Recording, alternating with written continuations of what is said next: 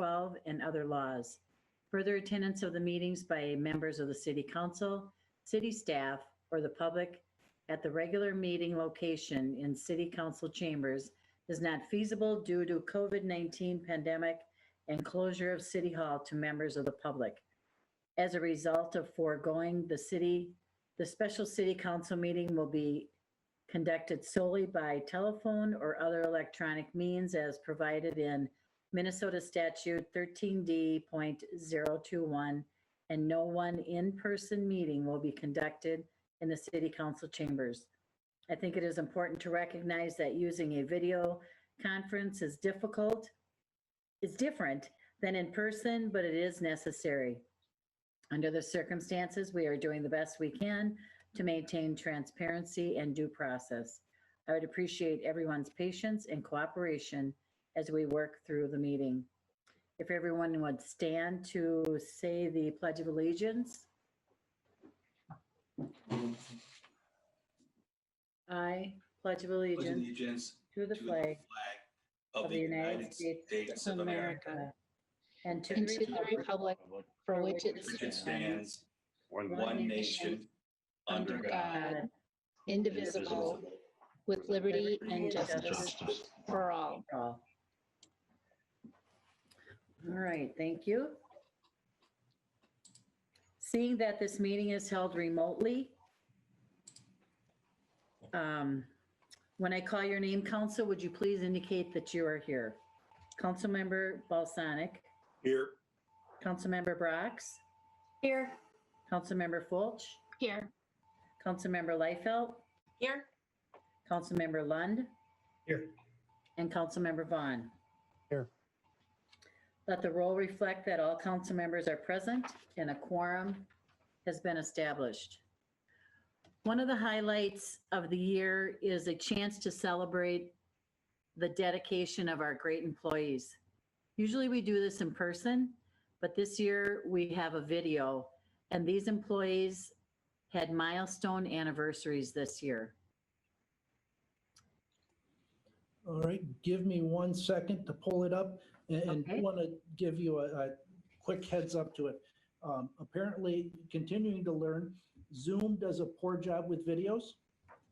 So what all of us on the Zoom call see might be a little bit choppy, but HCTV is going to be patching in on the real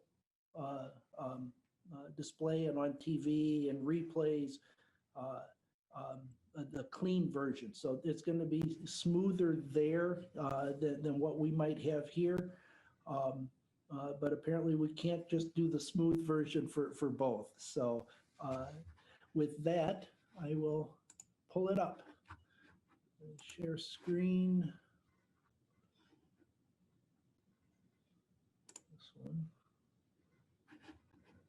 Share.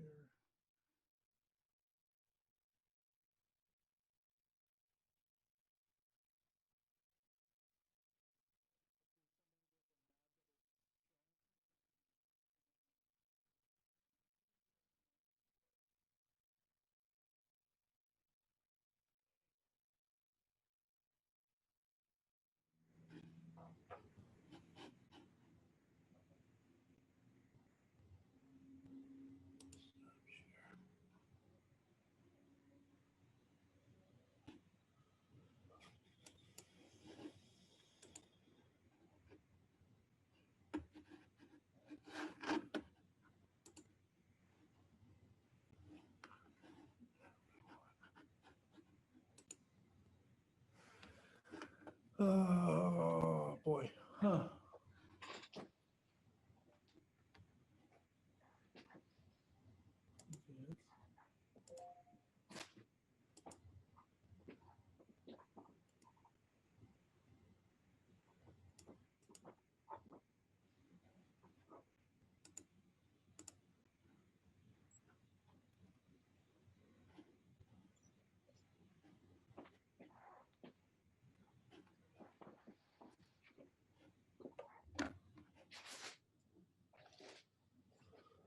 Well, let's try this one.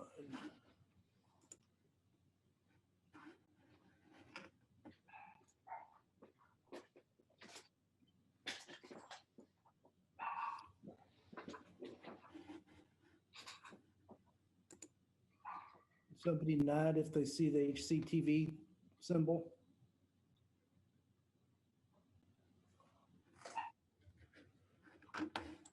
Might be slow loading, but nothing right now.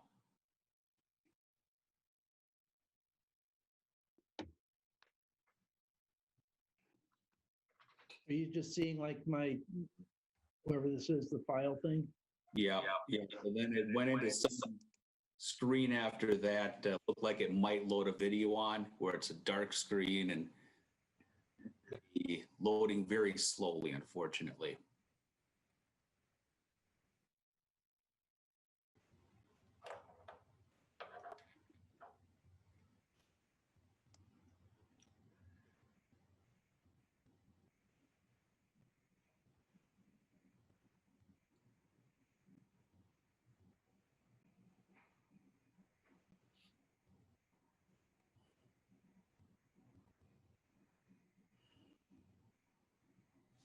Seem to be loading at all, John? Nah, nothing at all. Just a blank screen.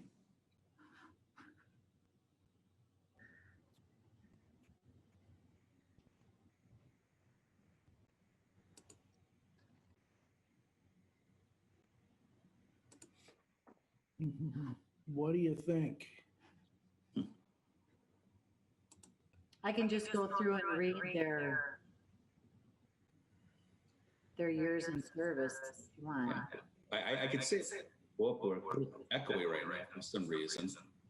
Yeah. But from someone who saw the video earlier today, it's a great video. Hopefully we'll have it someplace where people can see it. Lindsay just wanted to know if she should share it.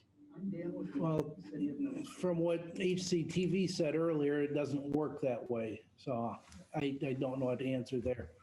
Okay. Still nothing?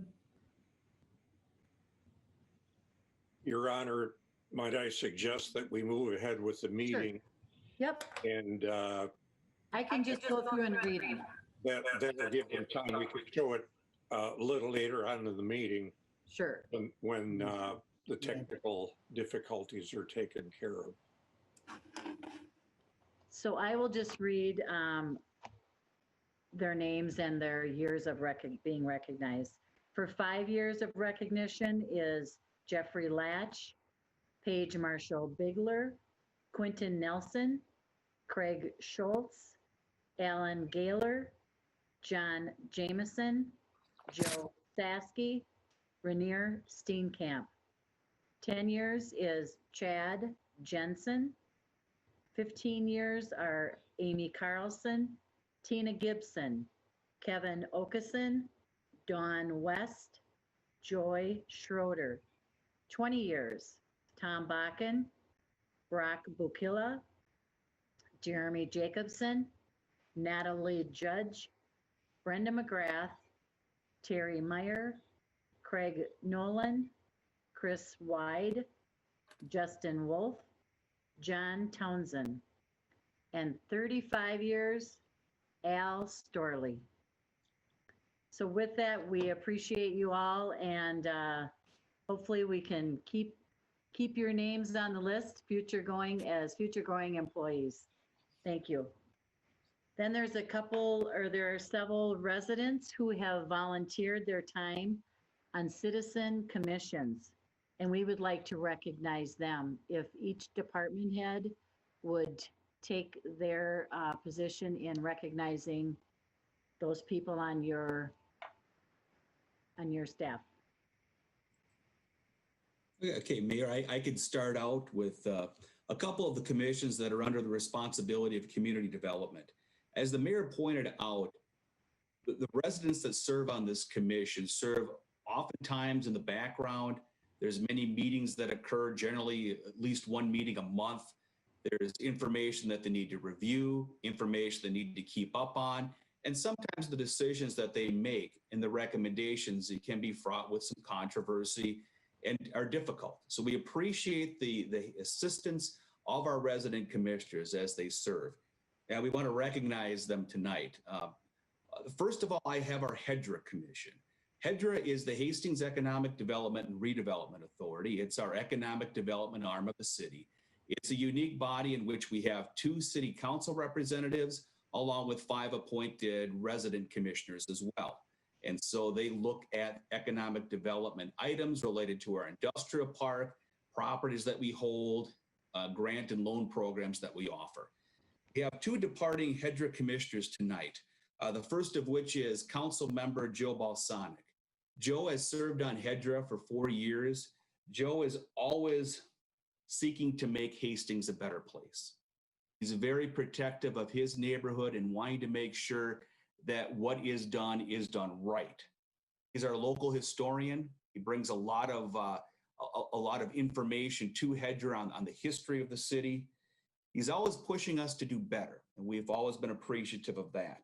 He's got a great rapport with the community, and we're going to miss his service on the commission. Jen Fox is also serving on HEDRA. Jen now will no longer be serving on HEDRA, serving on the council coming up next year. Having someone downtown with a business owner perspective is an extremely important aspect. We know that business owners are very busy. Having one step forward to serve on a commission is a special amount of gratitude that we want to pass along. And she is also someone that is always constantly trying to make Hastings a better place. So we want to appreciate Jen for her 2 years of service on HEDRA.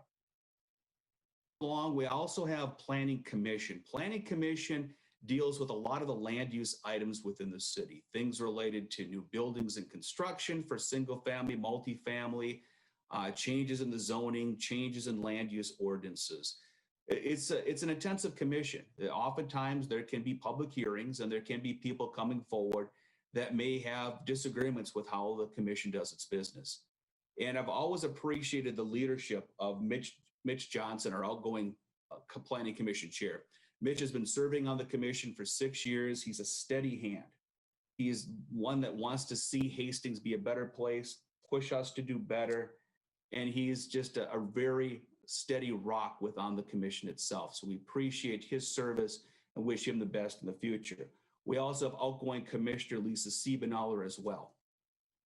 The Heritage Preservation Commission, there are 2 members that will be outgoing this year. Heritage Preservation is a unique body taking a look at ensuring that the character of Hastings, the downtown historic buildings, the residential historic buildings, continue to be the gem that makes Hastings Hastings, a very important commission. And 2 outgoing commissioners, Karen Douglas and Christina Johnson. Karen Douglas served, I think, for the last year or so. Great to come forward with her volunteerism. And then Christina Johnson, who brought forward some great expertise for her job from other state historic projects. So we'll miss the service of those commissioners.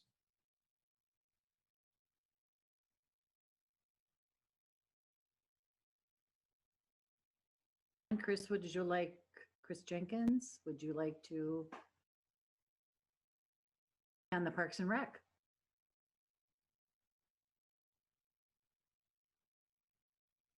Hearing you.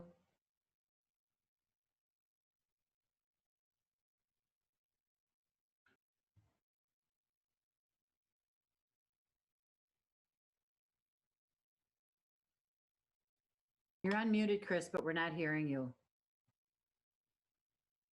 Okay.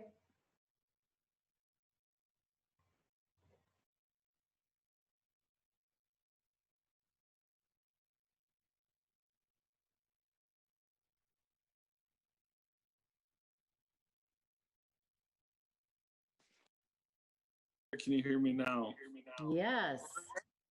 Very good. Sorry about that. A little bit of technical difficulty with the computer. But echo what Mr. Hensman said at the front end, how much we appreciate all of the commissioners' service. Sometimes they are in positions where they have to make difficult decisions, and we put a lot of trust in them to do that for the residents of Hastings. So tonight, recognizing Nicole DePalma. She has been a Parks and Recreation Commissioner for the past 6 years. She's been a fantastic commissioner for us. She brings a lot of enthusiasm, a lot of very thoughtful consideration to the commission, and is a very joyous person to be around. All the commissioners and staff certainly enjoyed being around her for the past 6 years. Want to thank her very much for her service, her dedication, and all of the input that she provided for the commission, and wish her goodwill for the future. We really certainly appreciate her. Okay. Thank you to all of these commissioners that are residents in our community. Tonight, we also have with us Dakota County Commissioner Mike Slavik to give us a little update. Welcome, Mike. Well, thank you very much, Mayor, council members, staff. It's very nice to be here to give you an update. We appreciate the invitation. With that, I'm going to share my screen with a little bit here, and I should be able to go.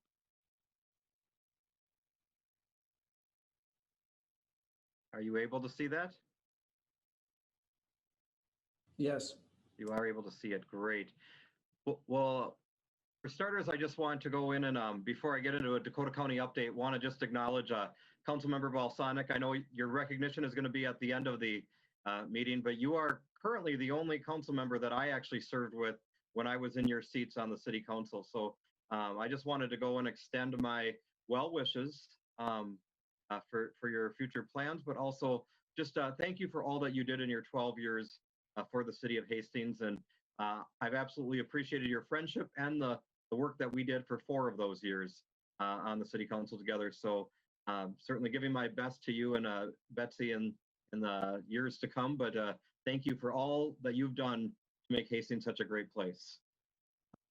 And with that, I'll just kind of give a brief update of kind of what's been going on in Dakota County. I think we all have some similarities in 2020. It was a year that we all started and had some pretty high hopes, I think. This was my year as a chair of the Dakota County Board of Commissioners, and we started with some pretty exciting momentum in January and February, and then as we've all faced, COVID-19 kind of hit us all like we all have certainly experienced, and it certainly has felt more than 9 months, let's put it that way. But I wanted just to start with and just give a quick update of what's been going on in Hastings, just because I think that that's a important note of just how are we doing in the community of Hastings. And right now we are, as of today, over 28,846 positive cases have occurred in the whole county. Of that, 1,577 have been in the city of Hastings proper. And right here is just a screen that I like to share. All of this is on the county dashboard that shows all of these statistics. But if you would have spoken to me about 45 days ago, Hastings would have been the lowest per capita of any city, and we would have had some of the lowest numbers overall in the entire county. And since about November 1st, we have shifted kind of into the middle of the pack. And that trend, as the positive is that cases are kind of going down statewide. We had some more promising numbers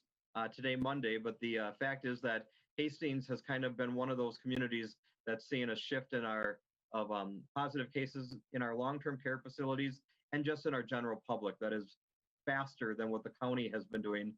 And to give you a perspective, in the first, I think it was 20 days of November, we had as many cases from November 1st to November 20th.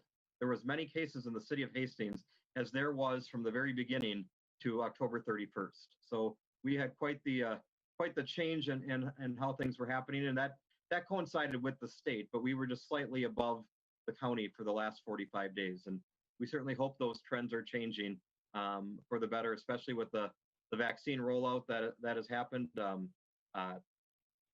We're probably all well aware that the county board also serves as your local board of public health.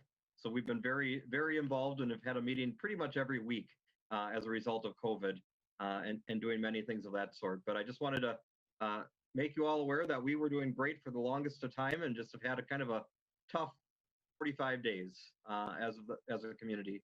They've said that statistically, Hastings has the largest percentage of positive cases that they've been able to trace to Wisconsin in the entire county. That would certainly make sense as we're the community closest to Wisconsin, but as you're well aware, community spread has been majority of the cases, and quite frankly, we don't have knowing of where those cases are coming from outside of community spread. But as a percentage of something unique, City of Hastings is the community that's the highest, with Wisconsin as one of their sites. A little aspect here, as you and the community of Hastings were brought up to the challenge of spending CARES money, so was the county with Dakota. And we want to I know we have on the Zoom call today both Senator Bigham and Representative Juergens. They played an instrumental role in making it that community of Dakota County and its cities and townships received their fair share. Quite frankly, based on what was originally proposed, for us as a county, we were originally being proposed about $28 million, and the ultimate number that was negotiated was $52 million. And with that, we set a goal of about half of that being internal, half external. Just want to, you can certainly see the chart in front of you, just a couple of highlights in there, that over $14 million went to small businesses of up to $15,000. We appreciate the partnership that the City of Hastings contributed with some of that as well. I know that your city council has been had a number of conversations about also supporting schools. About $2.6 million of our Dakota County CARES money to public school districts as well as charter schools. And for Hastings School District 200, that was the $146,705, and that's put in that category of the aid to businesses and other organizations with that. But just wanted to share some of those aspects with you. And then I want to just kind of talk a little bit briefly about our budget for 2021. Last Tuesday, the Dakota County Board of Commissioners went and approved its budget, $426 million roughly. That's down about $30 million from where we were previous year, but with that still is $100+ million in transportation funding. Our levy will be flat at 0% for that part in there. And something also to make note that really started with city staff and some of the electeds, and that was a conversation with the county regarding a couple different things. The first one was some of the differences in solid waste funding, and in this budget, we did set aside $25 per ton going to communities that go and send their solid waste down to the Red Wing plant for processing. And at $25 a ton, that's $132,000 in 2021 is the number, and that is going to go to communities for the purposes of saving those users, so related to solid waste. So, for example, in this situation, both the City of Farmington and City of Hastings are the recipients of this and will dictate to their haulers, so in this case, the hauler for Hastings, on what you expect them to do with it. Will that be a reduction in fees? Will that be other programs that are created? But you will see something right now. It's working with the county attorneys to figure out what that would look like. But the your pilot with, I think, an anticipation of as long as you are hauling your waste down to Red Wing, which is significantly higher than if it would go to a landfill, that they're using some of the county dollars to offset that for the consumers, in this case, the customer, the residents and businesses of the City of Hastings.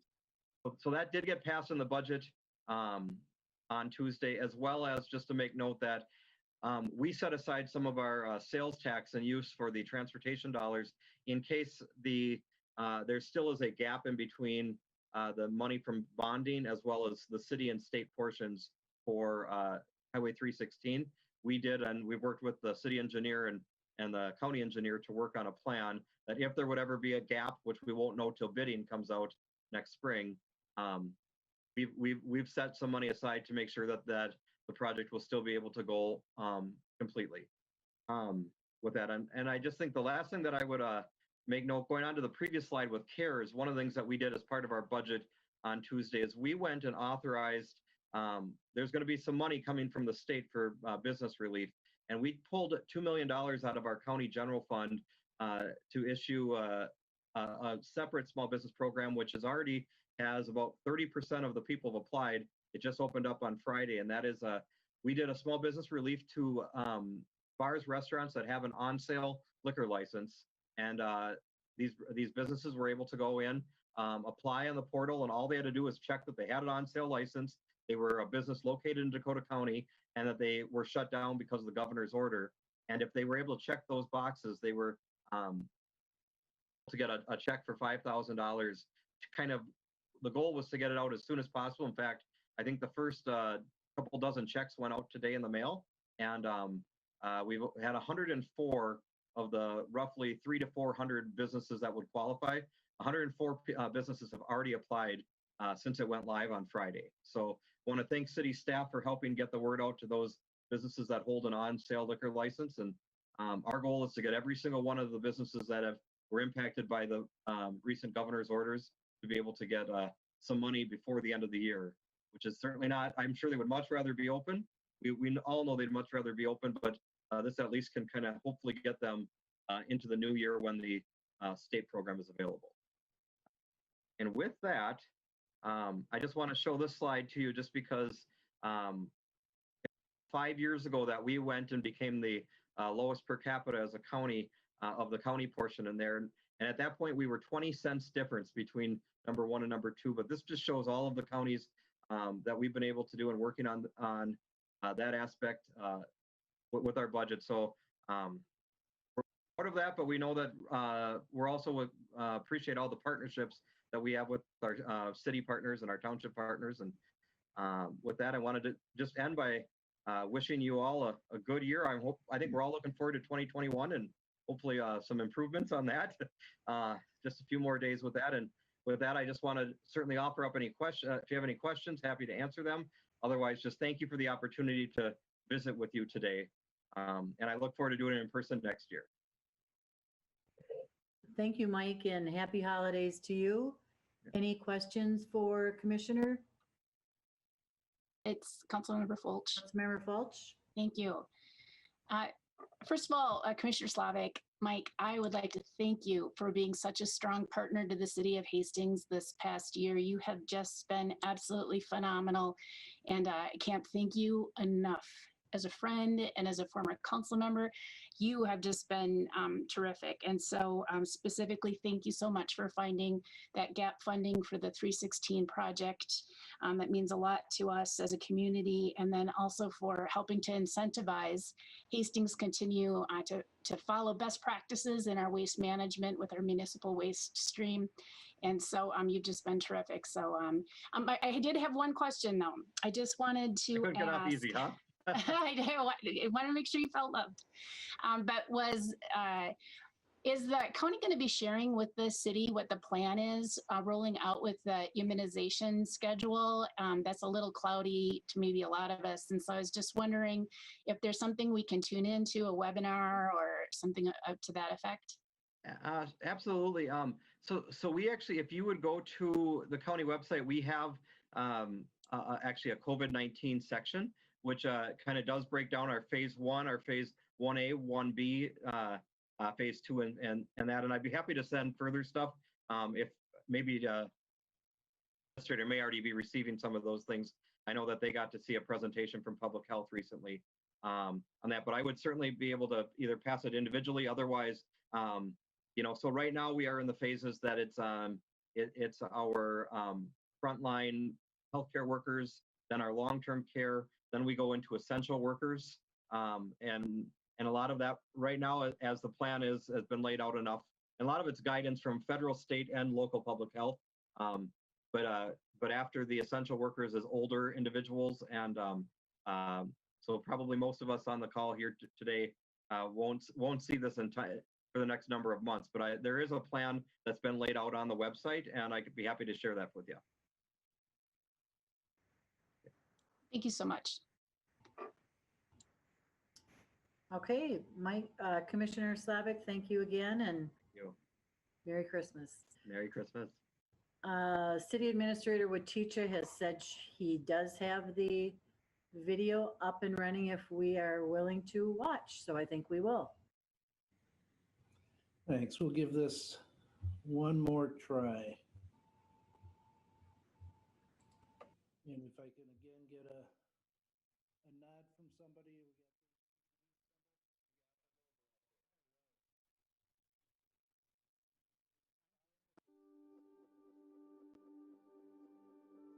I'm Dan Watija, City Administrator, and I'm pleased to recognize the employees of the City of Hastings who have celebrated milestone anniversaries this year. We are fortunate to have their service and expertise on staff and wish we could recognize them in person as we typically do each year. Since we cannot, please join me in celebrating their accomplishments by video. Thank you to Hastings Community Television, HCTV, for producing this recognition. The following are celebrating 5 years with the City of Hastings. Paige Marshall Bigler is our Recreation Program Specialist in the Parks and Recreation Department. Her main focus is developing and implementing community recreation programs like movies in the park, performances in the park, music in the park, National Parks and Recreation Celebration, Paws in the Park, and so much more. Paige is also the city's Community Waste Abatement Liaison with Dakota County. She manages all park rentals and is the first person everyone sees when visiting the Parks and Recreation Office. Paige is a tremendous asset to our department and the City of Hastings. Thank you, Paige. Joe Saski serves as a full-time paramedic firefighter. Joe provides a high level of service to the community and his coworkers. He brings a great attitude to his work and supports those working with him. Joe is also involved in our EMS committee. Thank you, Joe, for your years of service, and we look forward to your future with the department. Alan Gaylor serves as a paid on-call firefighter EMT. He brings great attitude and is always willing to step up. He provides a high level of service to our community and supports his coworkers. Thank you, Alan, for your years of dedication to the department and the community. John Jameson currently serves as a paid on-call firefighter EMT. He has been a dedicated employee throughout his 5 years with the city and brings a high level of professionalism to his work. Thank you, John, for your years of dedicated service to the community and the department. Officer Jeffrey Latch joined the Hastings Police Department in 2015. He has an associate's degree in law enforcement from Alexandria Technical College and completed his bachelor's and master's degrees since joining the department. In addition to his night shift patrol duties, Jeff assumed additional duties as firearms, defensive tactics, and taser instructor, field training officer, and DWI drug recognition officer. Thank you, Officer Latch. Quentin Nelson provides help desk services for the IT department. He's always willing to get things done for everyone. For every request people throw out to him, his answer is always, I can do that. Quentin is a great asset to the IT department and to the City of Hastings. Quentin is a Wisconsin sports fan, but we do not hold that against him. One of his pastimes is perfecting how he smokes baby back ribs. Thank you, Quentin, for your excellent service. Craig Schultz has been a combination inspector and certified building official for the Building Safety Department for 5 years. Craig's years of experience in the building safety field have been a great asset to our inspection team.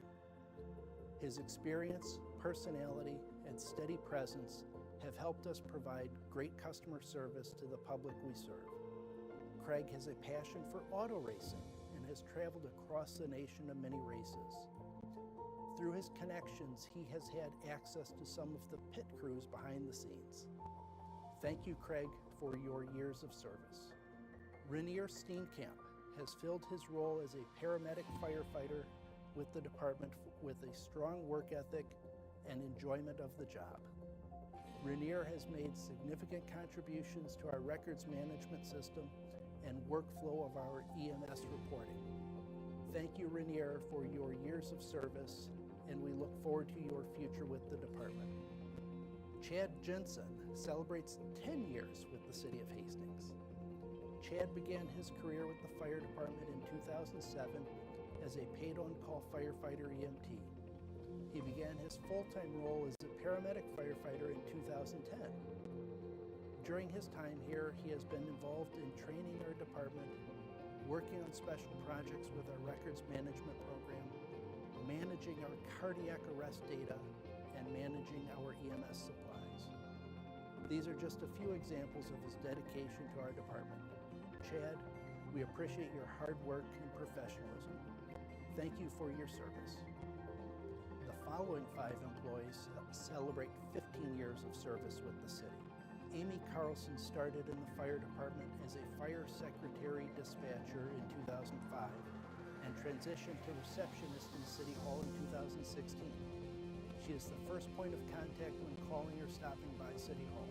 She is very personable and friendly with residents and makes sure their requests or concerns are handled promptly. In addition to these roles, during her time with the city, Amy also served as a paid-on-call firefighter and EMT for over 11 years and retired in February of this year. When not at work, she enjoys traveling by motorhome or motorcycle, as she and her husband are empty nesters. Thank you, Amy, for your service. Christina Tina Gibson began her career with the Hastings Police Department in 2005 as a part-time police records clerk. In 2006, she moved into a full-time role and was assigned to the Dakota County Drug Task Force.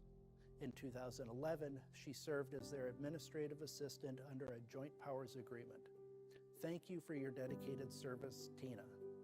Kevin Okeson does part-time janitorial work for the city, typically at the Public Works and Parks buildings.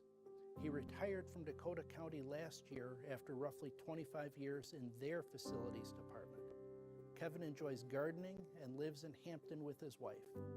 Thank you, Kevin, for your attention and service to Hastings. Joy Schroeder serves the fire department as a paid-on-call paramedic firefighter.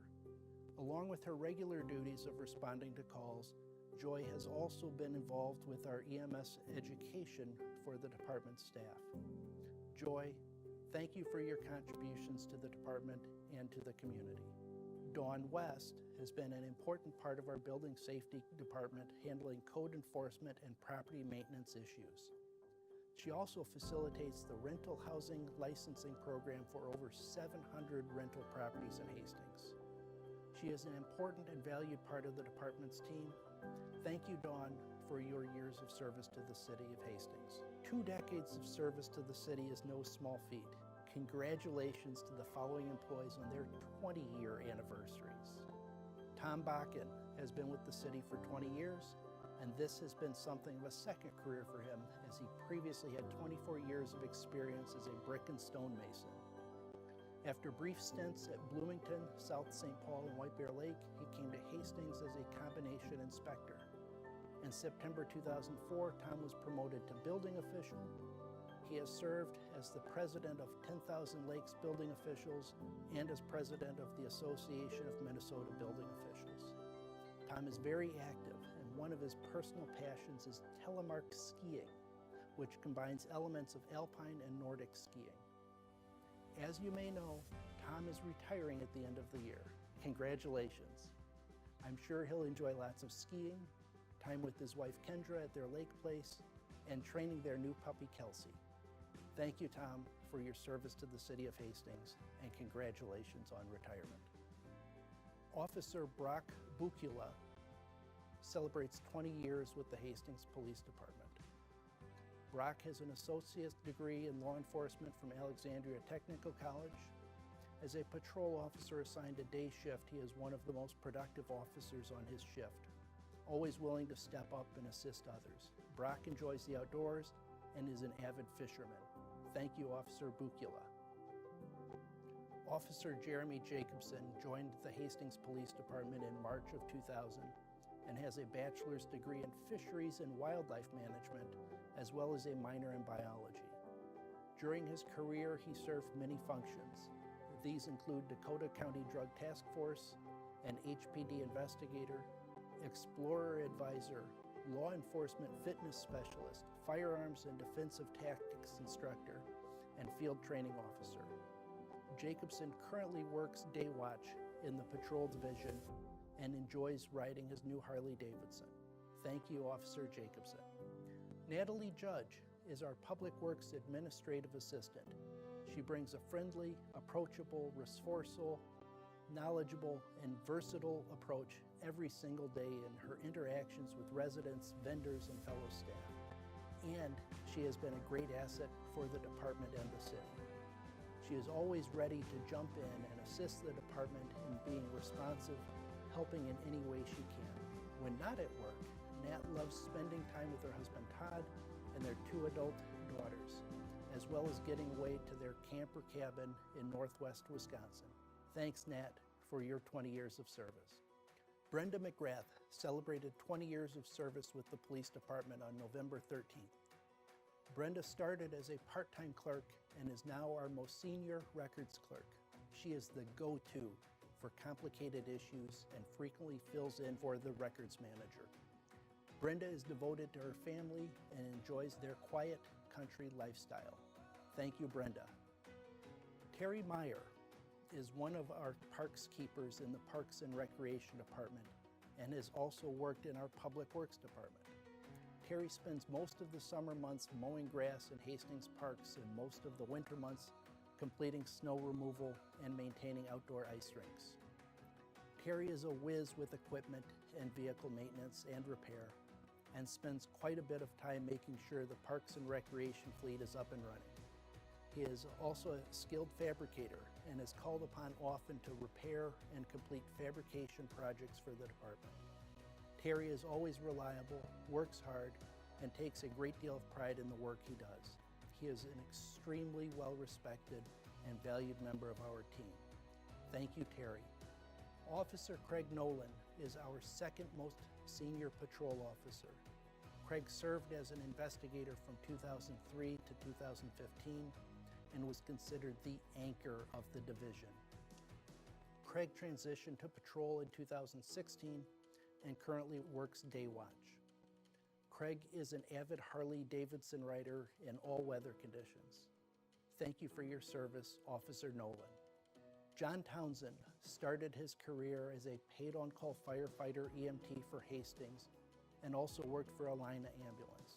In 2005, he became a full-time paramedic firefighter for the city of Burnsville. In 2007, John was hired on full-time as our assistant chief and fire marshal. Over the past year, he has had extra duties as the acting fire chief, maintaining leadership, updating procedures, and promoting a positive culture for the department. And last month, John was promoted to fire chief, and we look forward to him continuing the good work he has been putting in place. Thank you, John. Officer Chris Wide is our third most senior patrol officer. He is assigned day watch in the patrol division, except for a short stint in investigation from 2007 to 2009.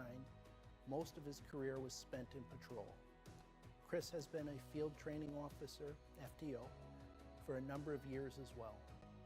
He enjoys grilling and is known to have catered a few events. Congratulations, Officer Wide. Justin Wolf began his career as an engineering technician on what was then primarily our construction surveying and computer-aided design team within the engineering division. Over the years, Justin has broadened and varied his involvement to being the city's primary erosion control enforcement specialist, grading verification inspector, stormwater infrastructure inspector, traffic count lead, and most recently, our right-of-way construction permit lead, while still having a strong role in the design work for our annual infrastructure improvements program. Away from work, Justin and his wife Angela live in the White Bear Lake area and spend a lot of time watching their 2 daughters, high school and middle school, on soccer fields and basketball courts. Thank you for your 20 years of service to the city, Justin. And last, but not least, this employee represents the most with 35 years of service. Al Storley is the longest standing firefighter in our fire department.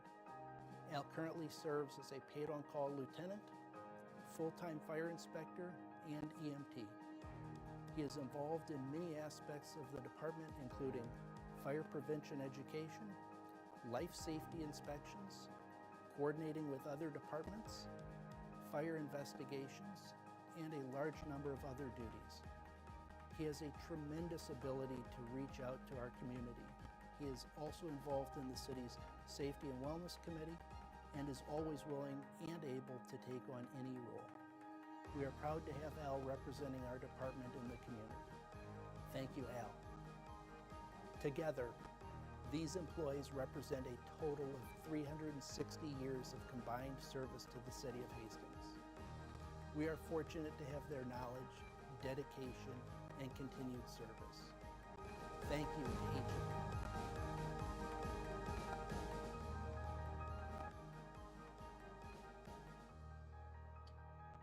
That was great, Dan. I was very nice to see, and we appreciate all of them as they know. So what you're saying is if we see it, see TV, it's going to be a better, maybe? Not better picture, but the vocals were off, so. It looks pretty good from my It point of should be view. smoother on their end. Okay, great. Thank you. Okay, approval of minutes. Council members, are there any corrections to the minutes from the workshop or the regular meeting on December 7th? Seeing none, they are approved. Comments from the audience? Let's pull this up at this point. Let's see. For public comments, we have options for comments that have been mailed into the meeting, as well as an interactive feature during the meeting. For the email comments, they have been forwarded to the city council and their receipt is acknowledged. Please recognize that items not on the agenda will not be discussed this evening. We ask that the attendees use the raised hand feature and they will be invited to speak one at a time. I also want to remind everyone that the public comment period is not intended for an extended dialogue. Is there anyone here that would like to speak to the council? Okay, not seeing anyone. Okay, council members, are there any council items to be considered? Okay, council, I would accept a motion to approve the consent agenda. So moved. Second. Councilmember Brox, Councilmember Fulch. Any discussion? I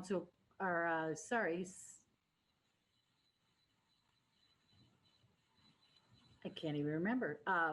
City Clerk, would you please call the roll? I'm sorry. Councilmember Vaughn, Yes. Councilmember Fulch, Yes. Councilmember Balsanek, Yes. Councilmember Liefeld, Yes. Councilmember Lund, Yes. Councilmember Brox, Yes. Mayor Fassbender. Yes. And that motion prevails. For this item, we will have an introduction by City Administrator Dan Waticha, followed by a public hearing and action by the council. We ask the attendees use the raised hand feature when we open the public hearing. Dan?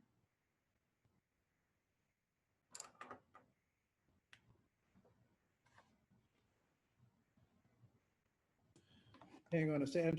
I'm still caught with the video.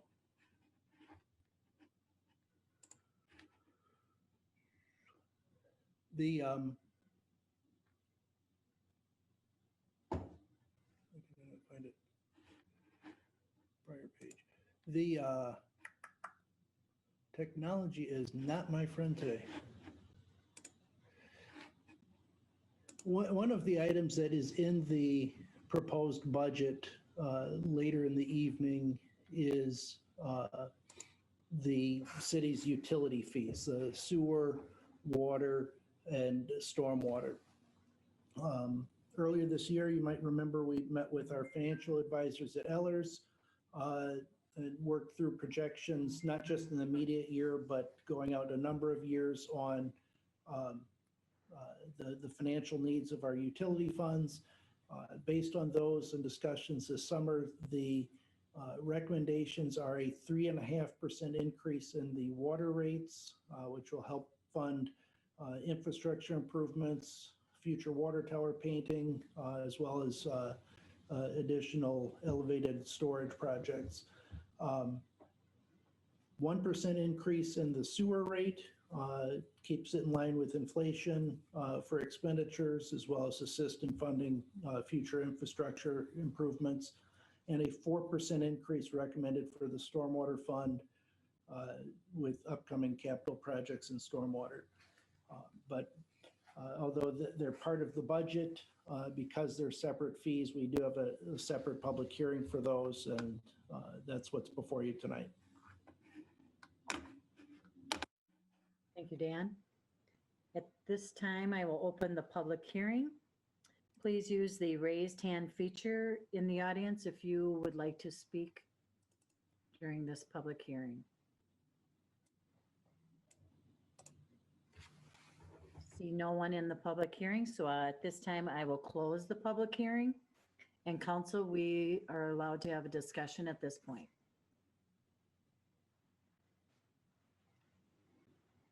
Any discussion, council?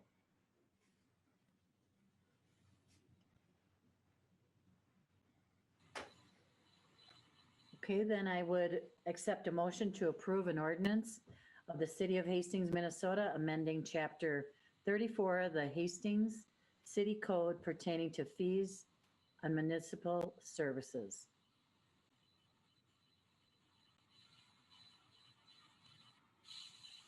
I need a motion. So moved, Your Honor. This is Tina. Councilmember Fulch, Second, Your Honor. Councilmember Liefeld is a second. Any discussion? Clerk Flatten, please call the roll. Councilmember Vaughn, Yes. Councilmember Fulch, Yes. Councilmember Balsanek, Yes. Member Liefeld, Yes. Member Lund, Yes. Councilmember Brock, Yes. Mayor Fassbender. Yes. And that motion prevails. Tonight with Community Development, we have a resolution to adopt the 2040 Comprehensive Plan, and John Hinsman will be presenting tonight. Welcome, John. Thank you, Mayor. Thank you, Mayor, City Council members. Tonight before you, we have a resolution formally adopting our 2040 Comprehensive Plan. And the Comprehensive Plan has been a work that's been in progress for quite some time here. I'm going to go through a little bit of the plan itself, what it does, and how it's used. I'm going to share my screen, show a couple of things here. So the comprehensive plan has a number of different elements in it. Part of these are from requirements Metropolitan Council has for us. Others are things that we've put in there. So dealing really with what we want to look like over the next 20 years.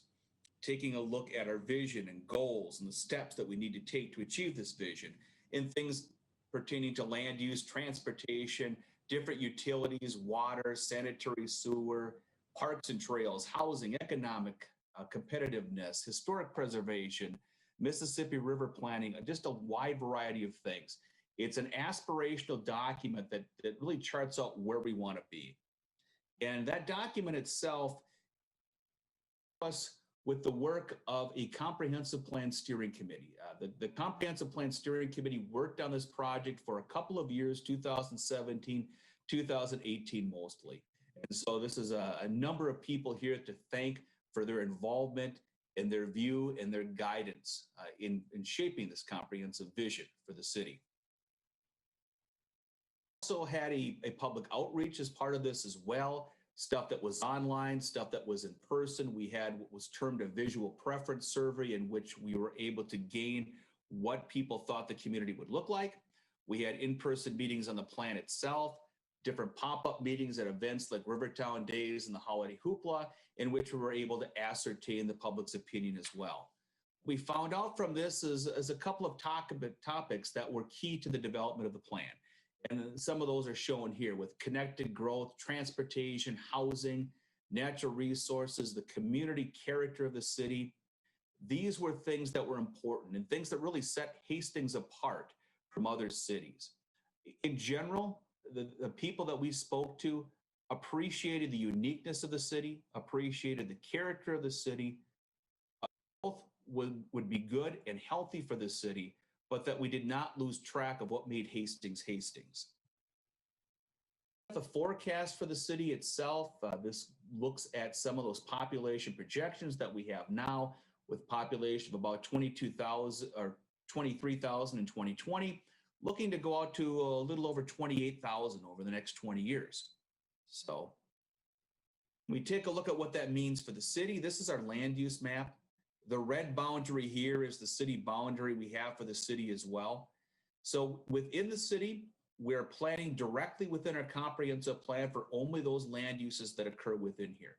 One of the things that we had discussions with Metropolitan Council, who is involved in approving our comprehensive plan, is that we officially are only planning within our document those areas that are currently within our city limits. And so the reflection that we have within the population projections are reflective of the growth that would happen within the current city boundaries. But you can see on here that there's a wide area that is located outside of our city boundaries, mostly to the west of the city, along General Sieben Drive to the west towards Jacob Avenue over here, and then towards the south of the city here, in which we have the ability to grow. Now, the ability to grow and the desire to grow are going to be two separate things. One of the things that's unique about the city is that our growth is done through annexation. That means land is brought in piece by piece through the city. It provides the city an amount of discretion in which to determine whether growth coming in is acceptable and necessary. So it's something a little bit unique from some of the other entities that we deal with here. What we have before us tonight is the comprehensive plan resolution. We did have Metropolitan Council provide their approval of this on December 9th. Within the resolution and the staff report were a number of conditions that were necessary for the comprehensive plan. And so that is the action before you tonight. I can stand for any questions on the plan. And again, the resolution open for your consideration. Thank you. Great. Thank you, John. Any discussion, council?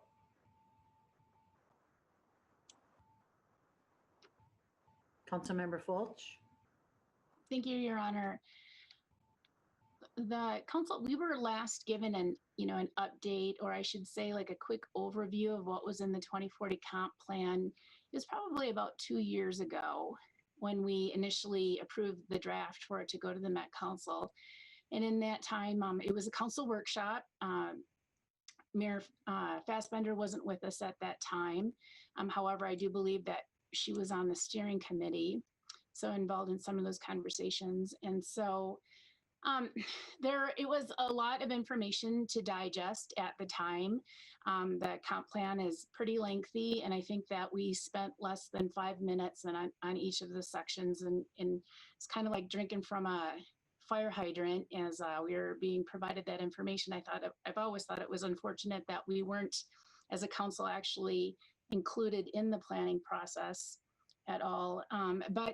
So the last section of the comp plan has, like highlight action items for each of the sections. And then, the identification of a few high level, for the most part, items. And, so I believe in when you have planning documents like this, that you should actually be using it. And since I guess what I was trying to, my point in I was trying to make is that we saw it 2 years ago very quickly, and we really haven't seen much of it at all since then. And so as we're moving forward, I think it would be just awesome if we, at least on an annual basis, we're looking back at the comp plan and this last section that has these high level action items to ascertain where are we with these, and and what are the timeframes, because a lot of these are kind of ambiguous as to how it is they're going to roll forward. They're just mentioned that, some of them just mention that 5-year plans are going to be developed, but doesn't really give any of the specifics. And so I think it would be wonderful if we were periodically checking in. Maybe, we take, something up here, maybe we take one section once a month and just get a status of, where are we with this? And what are the short-term and long-term goals that are being, established, and how do we move some of these forwards and actually integrate them into our yearly plans. So I just wanted to throw that out there for food for thought. We've just completed my first term of 4 years, and I haven't seen that really happening. And so I know that we're going to be moving forward, hopefully, pray to God, this next year and actually doing some real strategic planning to come up with some short-term strategic plans. And so I think that this was a, a valuable document that staff did put a lot of time and effort into, although the council itself wasn't really a part of that planning effort, but to be using it as a base and reflecting on a lot of all this work that's been done in the past so that we can see some of these objectives moving forward. So, thanks to all the staff and all the hard work that went into it. I just want to make sure that the vision that we've determined is actually moving forward. So thanks. Okay. Thank you, Councilmember Fulch. Any other discussion, Councilmember Lund? I would second that. I mean, that's not a motion, I understand. I support that sentiment.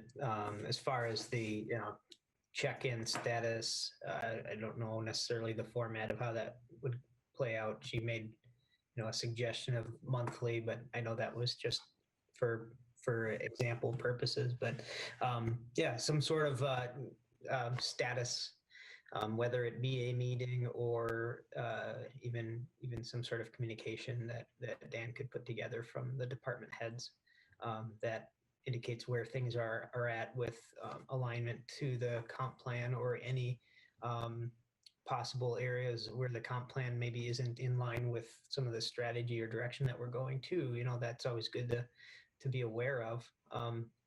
It's a guiding document. It's not necessarily the law, right? So we will deviate on occasion, but it's good to know if we're, trending on track to it or steering away from it more often than not as well.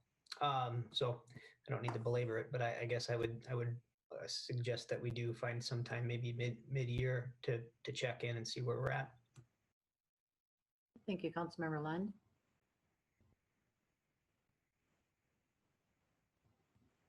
If no other discussion, I would accept a motion to approve a resolution adopting the 2040 City of Hastings Comprehensive Plan update and the Comprehensive Sewer Plan, compilation of policy statements, goals, standards, and maps for guiding the overall development and redevelopment of the City of Hastings. So moved. Councilmember Brox. Second. Councilmember Vaughn. Any other discussion, council? Your Honor, Clerk Patton, please. Yes, Councilmember Vaughn. I just think we got to give some really good recognition. We had some residents there that did a lot of work for us on this plan, and I think Councilmember Lund has talked about this is a 20-year guiding document that we'll utilize, but I go back to recognize those residents. They're the ones that put the legwork in for us and help guide us. We get to use it then, and our policies may deviate and change from it, but we're part of Met Council, so we're gonna have to go make sure we're checking the boxes along the way. So again, recognition to all that residents that did all the hard work for us. Thank you. Thank you, Councilmember Vaughn. Clerk Flatten, please call the roll. Councilmember Vaughn, Yes. Councilmember Fulch, Yes. Councilmember Balsanek, Yes. Member Liefeld, Yes. Councilmember Lund, Yes. Councilmember Brax, Yes. Mayor Fassbender. Yes. And that motion prevails. Tonight we have a resolution, a Conduit housing revenue bond, call for a public hearing and preliminary approval for the Schoolhouse Square Senior Center real estate equities. For this item, we have an introduction by Community Development Director John Hinsman, and Tammy Ondal of Northland Securities is available to answer questions as well.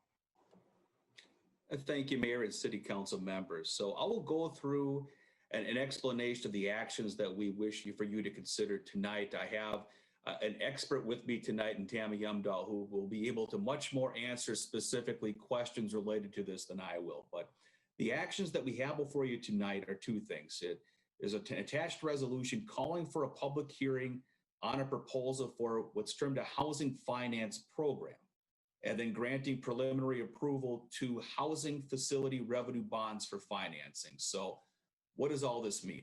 The Schoolhouse Square proposal, the 90-unit senior housing proposal located at Schoolhouse Square, 10th and Vermilion Street. We gave land use approvals to that earlier this year, and we also approved a housing TIF district to be able to ensure that this would be an affordable senior housing community.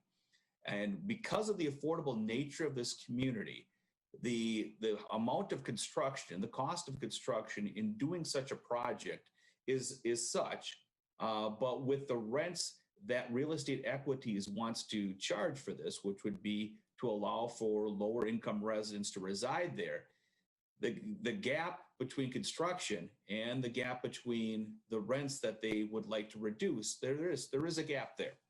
And so they are trying to seek financing.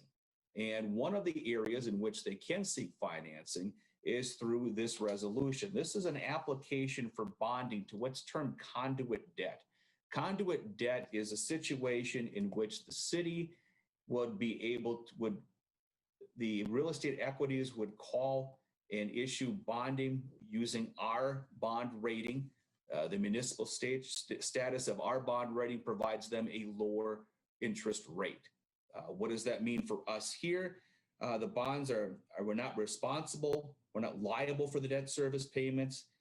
They will be special limited obligation bonds to the city payable solely from the revenues of the project within the resolution. They don't constitute any general or moral obligation to the city or pledge of faith or credit or taxing power. So with conduit debt, we are basically loaning our tax exempt bonding status to this entity to provide for financing of the project, but we are not liable when it comes down to the payments of any potential default that would occur. The application in order to do this is made through the state of Minnesota, through the Minnesota Department of Management and Budget. That application is due January 4th. And so this resolution is necessary to become eligible to be considered for those, the ability to issue bonding. Ultimately, the state gives that approval. If the state gives the approval, we would move forward in setting the public hearing date and the actual consideration of the conduit debt. So tonight, it's a preliminary application, but we are not making any definitive declarations or movements towards issuing the conduit debt tonight. That would be done upon the approval of the application by the state of Minnesota. So that is what we have before us tonight. Again, I've got Tammy Umdahl here from Northland Security, our financial advisor that can answer more specific questions. We have Chris Idemiller here as well, our finance manager, and I can stand for any questions. Thank you. Council, any questions and discussion? Councilmember Vaughn. Thank you, Your Honor. John and Tammy might be able to help on this one. You say there's no financial risk on behalf of the city by doing this, but the risk I see is we potentially could wreck our bond rating. Is that true if this did default?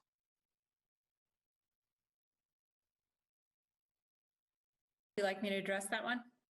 Absolutely, Tammy. Go ahead, please. Mayor, Council, good evening. Tammy Umdahl with Northland Securities. This would not have an impact on your bond rating. These bonds would not be issued with a general obligation pledge. They would be payable solely from the borrower, in this case, Real Estate Equity. So the short answer to that is if in fact the bonds were to be issued and there was a default, it would not have an impact on the city's bond rating. Thank you. And I got a follow-up question, Your Honor. We've already made approval of land use. We've already labeled it a TIF district. What's left for us to give on this project? I'm just wondering, do we have to go out to the public and allow all potential developers the same option? Or are we, I'm fine moving forward with this, but in the future, when we go out to get this, are we stuck with Real Estate Equities, or should we be opening this up to anybody to have the same opportunity? John, if you'd like, I could respond to that. Please. Mayor, Council, the answer to that, when Real Estate Equities originally applied to HEDRA and the city of Hastings for assistance, it was for the establishment of the tax increment financing district, which has been established. There's not an agreement yet with Real Estate Equities, but the district was established. At the time, in that application that Northland reviewed on behalf of the city, they have always anticipated tax exempt bonding and an allocation. Their original application was to be to Dakota County, to the Community Development Agency. They were not successful in getting an allocation that route. Now they are going to the state. The state can also approve this, and they have allocation to give. It is going to be a very competitive round. A lot of developers seeking that authority of a municipality to issue the bonds. So this evening, as John mentioned, it's just the first step. They need this in order to apply to the state of Minnesota to get the allocation. If they were to be successful, and we don't know that yet, they may or may not be, then they would come back to the city to schedule that. But Councilmember, your question was, is everyone going to ask for this? It is very competitive to get this allocation. And so not only are they applying to the city to use your bonding authority, they need to go to another entity, either in the case Dakota County can give allocation or the state of Minnesota. So it is a very competitive application process. So not everyone can seek this unless they get that approval from the state or another entity like the CDA. Thank you. Thank you, Councilmember Vaughn. Councilmember Lund. Thank you, Your Honor. Tammy, do you have details as to, or maybe John, why the county did not approve it, but yet they might think that the state would? Is there a particular reason? Sure, because it was competitive at the Dakota County level as well. And so now there's a new round. And that's why they need to have this in by, I think the date's January 4th, the application. So it's always competitive. It's particularly competitive in recent years just because of the demand for affordable housing projects.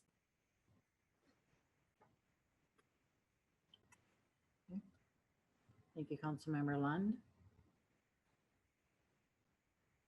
Any other discussion?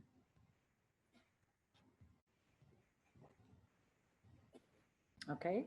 Then, Council, I would accept a motion to approve a resolution calling for a public hearing on a proposal for housing finance program and giving preliminary approval to the issuance of housing facility revenue bonds to finance a multifamily housing project pursuant to Minnesota law and authorization of publication of a notice of the hearing, Schoolhouse Square Apartments project. So moved, Your Honor. This is Councilmember Fulch. Councilmember Fulch. Second, Your Honor. And a second by Councilmember Liefeld. Correct. Additional discussion? Okay, Clerk Flatten, please call the roll. Member Vaughn. Councilmember Fulch. Yes. Councilmember Balsanek. Yes. Councilmember Liefeld. Yes. Member Lund. Yes. Councilmember Brax. Yes. Mayor Fassbender. Yes. And that motion prevails. Tonight we have a discussion with the winter spring request for assistance from the Downtown Business Association. For this item, we will have an introduction by Community Development Director John Hinsman. Thank you, Mayor, City Council members. As the Mayor pointed out, we are having a response to a letter that was in discussions we've had with the Downtown Business Association relating to winter and spring activities. The letter itself highlights a few different areas dealing with lighting, the Labyrinth Ice Rink, and strategic goals within the development. We'll go through more details on that one as I move forward here. We have sat down with the DBA in a couple of different meetings here in the last couple of weeks on December 10th and December 16th, and ongoing meetings scheduled. All of this relating to obviously what's happening with COVID, with the latest shutdowns and restrictions on business activities, in particular to the restaurants within the downtown area. There is some fear, some trepidation out there among the business owners that we need to be able to do more things in order for them to be viable coming through the season here. Taking a look at the season that's coming up here as we move into January and February, these are traditionally slower times anyway for the downtown area. So there's some fear that we need to do something in that area to create more customer traffic to result in more sales for these businesses. Highlighted within the report itself, some of the COVID restrictions, which I think everyone's aware of. I won't get into too much detail on that. Obviously, bars and restaurants still have some significant restrictions on them right now, so, as well as the outdoor recreation, outdoor venues as well. So I had HEDRA talk about this a little bit at their meeting on December 10th. This was at the same day of one of the meetings we had with the DBA, so there wasn't anything terribly specific we brought forward to them, but more of just a discussion and a recap to them of concerns that are out there at present. I did share with HEDRA that in early 2020, we did allocate $320,000 towards COVID relief programs. And we've spent about $220,000 of that as of today. So we've got about $100,000 remaining for COVID relief. So there was some discussion with HEDRA, but there was not any formal recommendations made or any action taken at that point.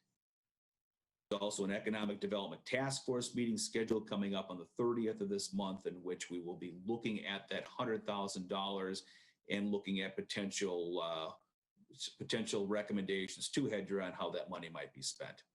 So looking at the request letter from the DBA, looking at the lighting proposal itself, I think a lot of this came down to what's happening in Stillwater. Stillwater had contracted with a private lighting company to light up the bridge, light up the downtown area. It's a tremendous experience down there.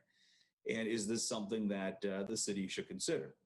And so what their ask is for us, the city, to light up as many trees, arches, buildings, riverwalk objects, ice rink as possible, really to create an attraction down there. On their side, the DBA has taken steps to do lighting in some of the downtown businesses within the windows themselves.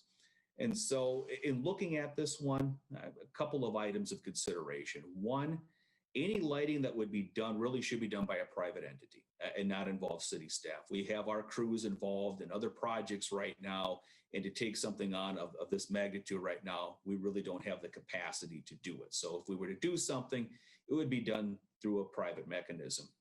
We need to identify that the scope of lighting, we've looked at things in general, which could be downtown buildings, riverfront park, different objects within the downtown area, be getting things that are more specific there. The question comes up on the lighting and the timing of the lighting at this point. It is December 21st at this point. We don't have a formal action on for council approval. When an action was to come forward in January, and then looking at the lead time and installation of anything, if the council was to say go on this one, we may not have the lighting up there until close to February or so. And is the cost of installation of that lighting at that point in the season a worthwhile investment, considering that a lot of the winter season would have passed at this point?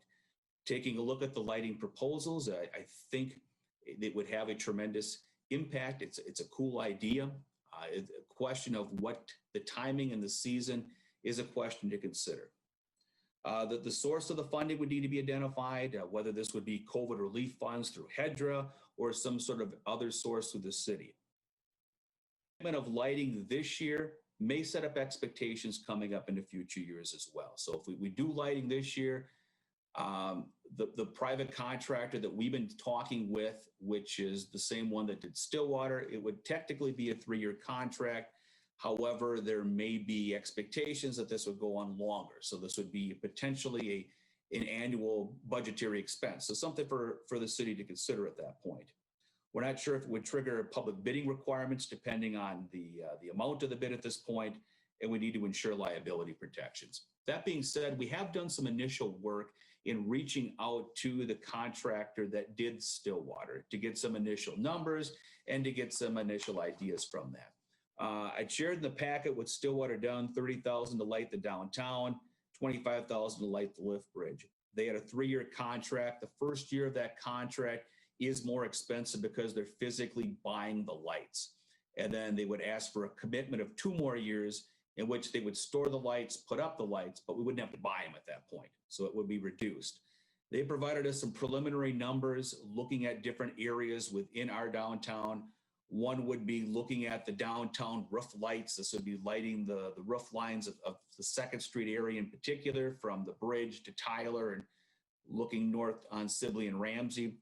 That cost this year would be about $24,000 with costs going forward of about $14,000 in the subsequent years. Also, broke down the proposal into lamp poles throughout the downtown areas. There's 65 of those. That cost about $8,000 this year, about $5,000 in subsequent years. And then looking at the Riverfront Park, we're looking at the lighting of the arches, small trees, pavilion, those type of items. This year would be just under $12,000, with subsequent years being about $7,000. So you adding all that together, the potential year one investment, if we did all three of those things, would be about $44,000. The year 2 and 3 investments would be about $26,000. So what we're looking at here is nearly about $100,000 over about 3 years here. So this is for consideration, this would be the cost that we would have. Now, granted, these are quotes right now based upon some field examination. There may be other quirks that would come up there, but these are some preliminary numbers. So wanted to bring those forward for, to just to give you an idea of what the cost may be on that. And looking at, the areas that would be lit up. I mean, you've got areas shown here, within the park, doing the Riverway Arch, some of the trees along the river, buildings within downtown, giving you an idea of what that could be. So that is a consideration for the council tonight in some of the analysis and some of the suggestions we bring for you. What we're asking for related to the lighting is for council direction. Is the lighting worthwhile? Is it worth further investigation? If so, we would continue to move forward with a proposal to bring back for action. If you look at this and go, this is not something we want to undertake either at all or this season, and then we would cease the discussion on that at this point. So we're looking for some direction on that, not necessarily any action on a contract. We don't have the details on that yet, but more direction. Item dealt with the Labyrinth ice rink. That is the ice rink within the downtown area. We have made a decision from staff based upon direction from the Park and Recreation Commission that we would not continue the use and the flooding of that over the winter. It's been operational for the last 5 years. The attendance on that has been pretty dismal. We found the rink to be small and exposed to windy conditions along the river. And there's also limits on recreational activities as well per the governor's order. So we are not planning to flood that this season. The Downtown Business Association is asking that we consider doing that and consider making that more of a focal point. Items within the letter that the DBA sent over dealt with some strategic goals, looking at upgrading holiday decorating, beautification of downtown all year long, and providing city staff to assist with outreach and event coordination. Some of these items were melded together with the Chamber of Commerce as well, so we would need to be able to better differentiate what would be best under our purview, what would be best under the chambers as well. City staff in general has played a support role in assisting in chamber and DBA activities. We haven't been involved in the direct promotion, certainly of any particular business, but the vitality and the growth of Hastings is in our general nature. And so if we're able to provide some sort of support capacity on that, then we have done that in the past. And so that is the request we have before us tonight. Mayor, I'm looking into the audience here. I do see Amy Fox and Lacey Quayle of the DBA are on the call as well. So I can stand for any questions or direction. Thank you. Sure. Thank you, John. Council, would you like to speak now, or we want to see if, and Christy is out there too, as well, as if she would like to speak too. Yes, Your Honor, I think we would benefit from hearing from those three representatives before we have any discussion. It could be we would end up asking questions that they already have the answers to. Okay. Thank you, Councilmember Balsanek. Any of you three would like to speak? Okay. Christy? Yes, thank you, Your Honor. Can you hear me? Yes, we can. Thanks, Christy, for joining. Thanks for having me, and I appreciate this discussion. I was part of the email that had the same request, and just wanted to let the council know that we did discuss this at a chamber board level last week. And I think where we saw the benefit in this is from a tourism perspective. Typically during the winter months, we do have a hard time promoting a lot of winter activity that creates revenue for our businesses in town. We can focus on our ski hills, and we can focus on our trails and the frozen falls, but really having an attraction year round that could bring business to our shops is important. And secondly, I would just say that now more than ever, our downtown businesses need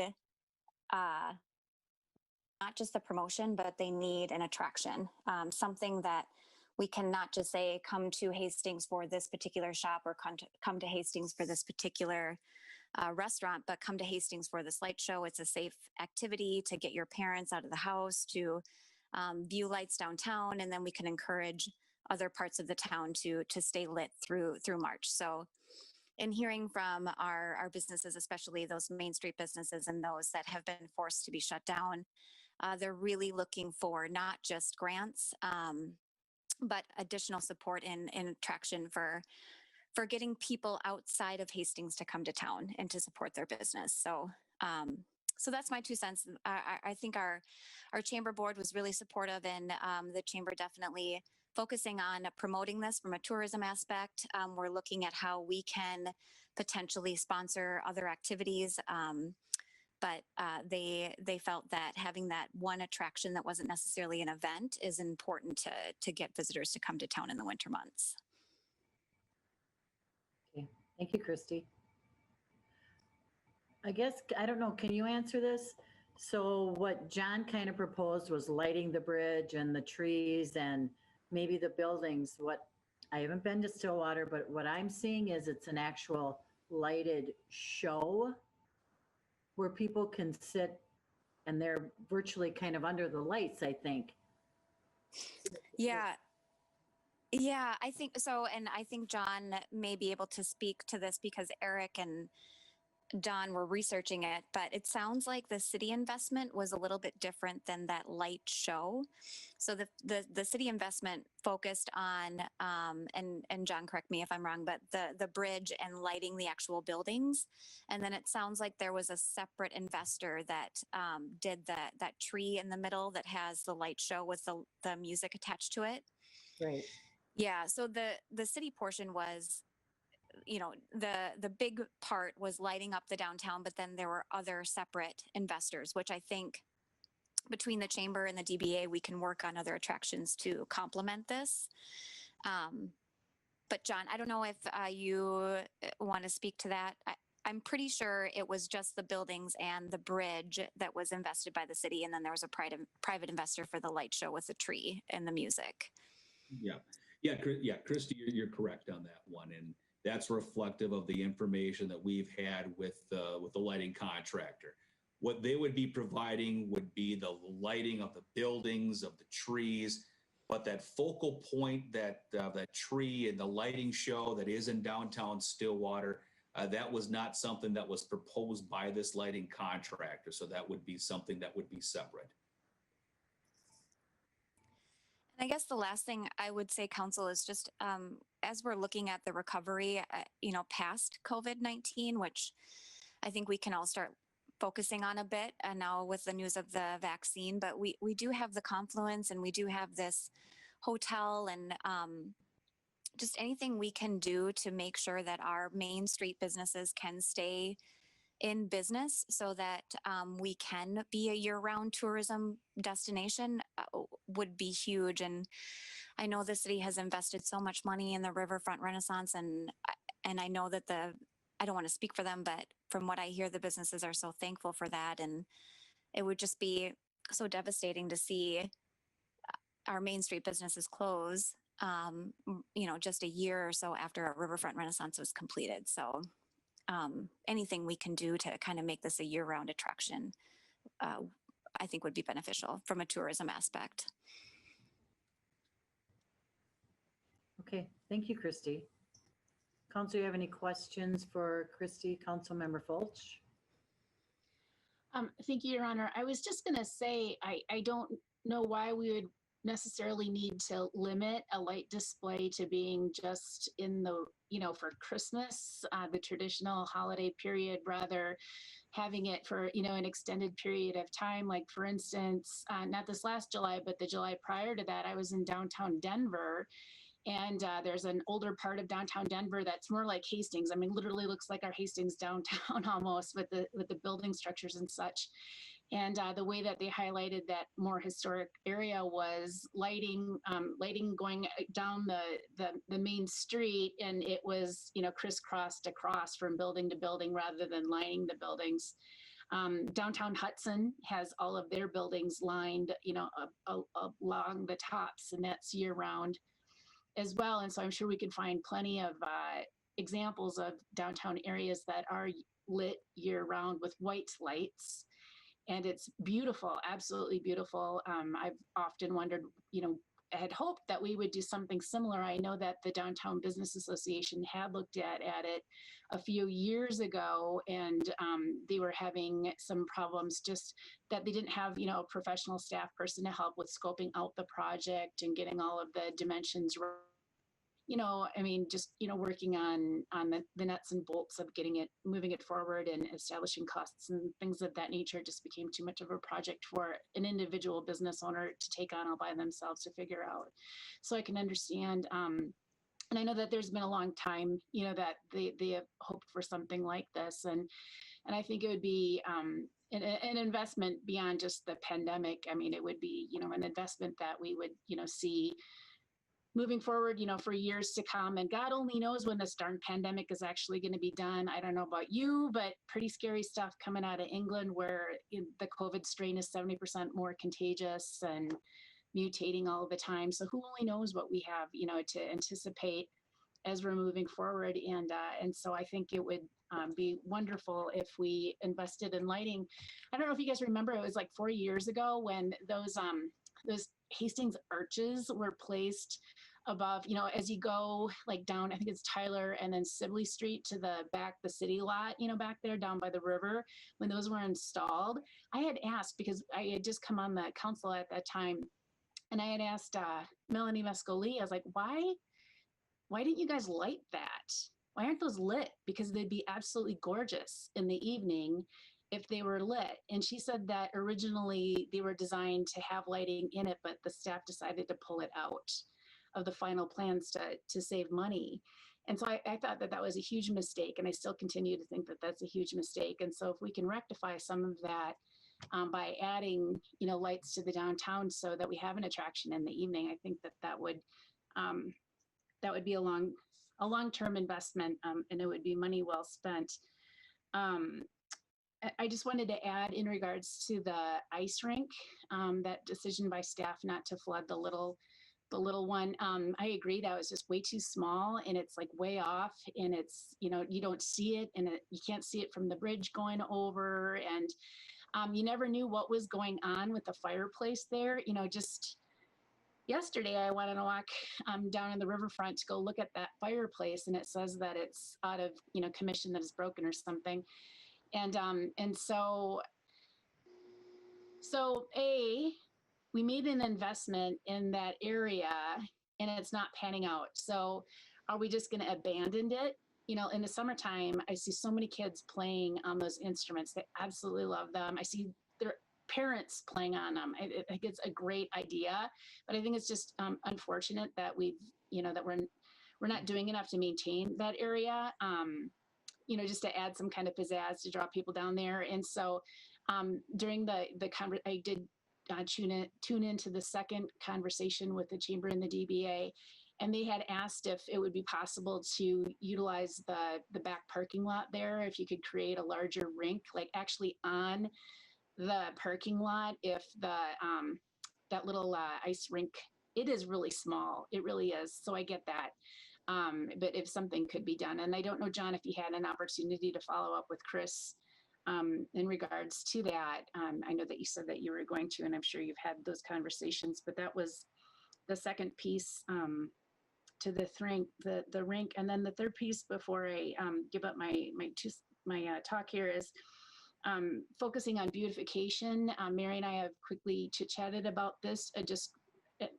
I strongly believe that we need a separate group that's really working on beautification of the downtown to talk about identifying where are the issues, going into the summer that we should be concentrating on that have been problematic the last several years, and coming up with some ideas about how it is that we can address that through utilizing volunteers and just being more strategic so that we don't have 7-foot tall weeds again in the parking lot. And so I'm really, supportive of doing what we can to do a better job of maintaining the downtown and making it look like a beautiful destination year round. So, anyhow, I'll give up the floor, but John, I'm just going to ask you real quickly if you could comment about that follow up on the rink. Yeah, Councilmember Fulch, I see Chris Jenkins is in the meeting here too. I think he would be best to address that. So I'm going to turn that over to Chris if you can answer that question. Thanks, John. Councilmember, Council. John and I have not been able to connect just yet on that idea, so I can hear a little bit more about it. Certainly not ready to speak to it at this point. Okay, again, it was a part of that brainstorming. Well, if we can't do the little rink, if we could do something a little bit larger. And I know it's getting late. I used to years ago put up an ice rink in my backyard, and it was a tremendous amount of effort. So I understand how much effort it really is, and it might be difficult at this point to get boards and things of that nature to make it happen. I'm understanding that they're all sold out. So anyhow, but if you could follow up at a staff level afterwards via email, that would be great. So thanks so much.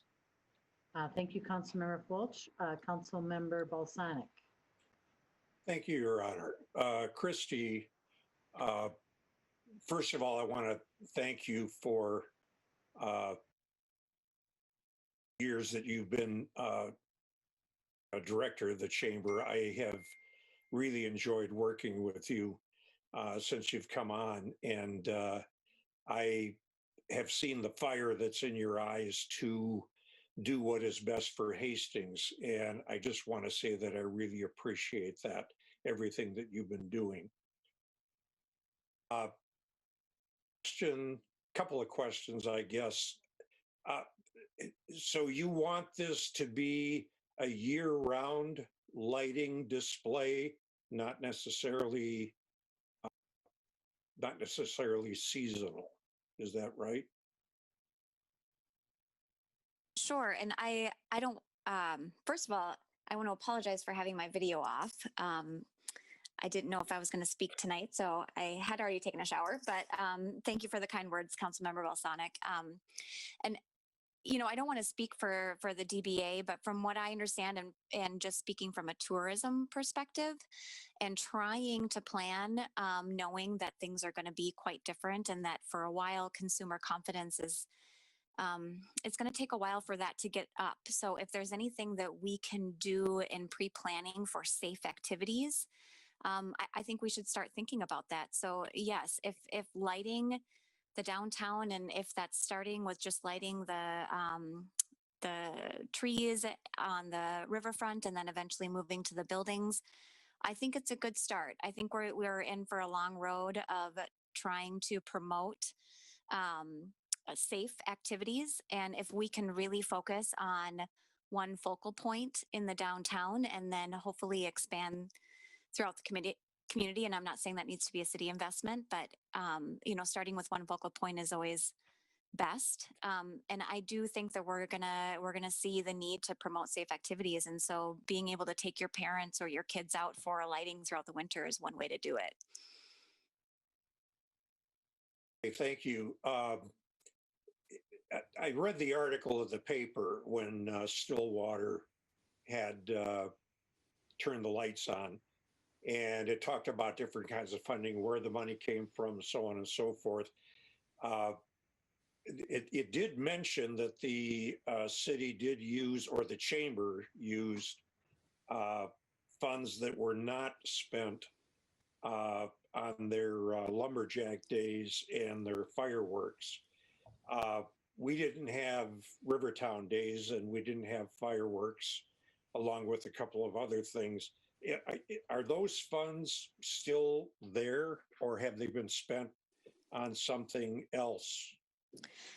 That's a really good question. So all of our funds for Rivertown Days are through sponsorship dollars, and all of those were returned when COVID-19 hit. So all sponsorship dollars were returned this year for Rivertown Days. Okay, good. I wanted the public to be made aware of that. No, I think it's a very good question. Yeah. There's a concern I have that we're going to get some backlash from other businesses, Midtown, up in the Walmart area, that in the south end of town, so forth, that we're possibly going to be spending too much attention financially and otherwise on the DBA, the downtown area. What kinds of things can you say to those groups that might want to know why they can't get any kind of special treatment? Yeah, that's a really good point, because we're hearing the same thing on the chamber side too. And I guess what I would say is what we're really learning from COVID-19 is that our community members support our local businesses, and they have been out in full force doing so. And B, we can't solely rely on their support. We need visitors from outside of town to come to Hastings and to support our businesses. And so, just from a tourism model, it makes sense to invest in one focal point, which is our historic downtown. And then I would say if it is a decision by the council to try and make Hastings a year-round destination, then maybe there's a possibility to look at other lighting opportunities throughout the town. But I think it's important, asking for a full lighting throughout the town would be quite overwhelming. But if we can start with one area and make sure that our focal point for tourism is saved, especially with all the investment that's already happened with the Rivertown Renaissance, and then take it year by year for investing in lighting throughout the rest of the town. So I don't have a full answer on what that would look like, but I think it's important to start in one area, and then with the knowledge of if it's important to the council to make Hastings a year-round destination, that the rest of the community can be looked at afterwards too. Well, good. We're on the same page. I firmly agree with that kind of a plan, so that we are looking at supporting all of the businesses eventually. But it just makes sense to me that taking care of the historic downtown first is extremely important, because we've all heard how many thousands of vehicles cross that bridge every day coming into town, and that's what they're going to see, right off the bat. And any other publicity that comes, I mean, Stillwater and Hudson, articles in the paper, they got time on the news broadcasts on local TV and so forth, real shot in the arm there. And I can see very easily how this can be a very, very prosperous tourist attraction. One thing that I'd like to see added, and I know it would add to the cost, and I've been asking for this for years, it's been one of my goals ever since I've been on the council, is to light the lift bridge, the railroad bridge to the east of of the new river crossing. I think that would be stunning. I don't know what kinds of things would be involved in that. Obviously, the railroad would have to buy into it, but I think it would be really, really neat, fantastic, whatever kind of word you want to use to sound positive. And I think that would be a real draw for people to come downtown, get over there to the Riverwalk area and stand and be able to see both bridges. When I go up to Duluth and I see the lift bridge lit up there, it's mesmerizing. It's iconic. And, you know, whatever we could do to get that bridge lit here in Hastings would really be advantageous and become an iconic kind of a beacon for everyone to come and look at. I think we would be the only city to have two bridges that are lit in our downtown area. So I'm very much in support of this whole project, and I would definitely like to see how we can, in some way, shape, or form, get this thing going, even if it is after the holidays. It would be up, you know, hopefully by around the first month or the second month of the year. And if it would be something that is going on not just seasonally, but year round, I think that would become a very, very good attraction for the city, Your Honor. Councilmember Balsanek, Councilmember Vaughn, did you want to speak? I was just going to follow up. Councilmember Balsanek asked Christy Barnes the same question. I just want to make sure her chamber board has heard from the rest of the businesses in town about this opportunity. I'm all in favor, but I want to make sure we do this right going forward. I think I like the area that we gather, we start downtown, but I think we need a model moving forward. Councilor Fultz talked about this a little bit, where we didn't have enough staff to do this, or even the downtown business didn't have to run their business. They didn't have somebody to focus and do this the right way. John Hinsman talked about we didn't have a staff member today we can support, but we don't have somebody dealing with this directly. I may ask us to lean and say that's another subcommittee, but maybe it's that tourism board that we have that says, all right, let's make investments, and the tourism board determines what these are going to be moving forward for the community. I think we're going to get more community engagement that way. It's not council members and city staff making big decisions here. I think the community makes the big decision, and it's done through the tourism board. So I support that model, going into the tourism board to try to figure out, and maybe with their connections with the Rivertown Days, and make a bigger package deal to make it year round. But I'm all in favor of supporting it. We'll get to the financing part. I mean, that's going to be a tough discussion, because I want to hear from some businesses. Do they think this is a good investment of using those HEDRA dollars, or do they just need some grants to keep going to get through these bumpy times here? So I'd be really curious to hear from the business owners throughout the whole community what is most important to them. So I wanted to add that. Thank you. Thank you, Councilmember Vaughn. Councilmember Lund. Thank you, Your Honor. Councilmember Vaughn brings up a great point, and I don't want it to be an echo. So the tourism board is a really great, I think, idea and a great landing spot for this type of discussion. And so I sit on that. Christy sits on that. I think that would be a great place, because there is a lot of a good variety of thought leaders in the community that would be able to help out there. The question I had, and I don't know if Christy is the best person to answer that, or if she cares to answer this, or perhaps Amy or Lacey or anybody else. But Councilmember Vaughn brings up that funding is the next conversation. That once more details are apparent, let's just assume that out the gates that 44,000 is in the neighborhood. I believe that was the number that was brought up as the aggregate. let's assume that, and then let's also assume that maybe that's a little more than the council was thinking.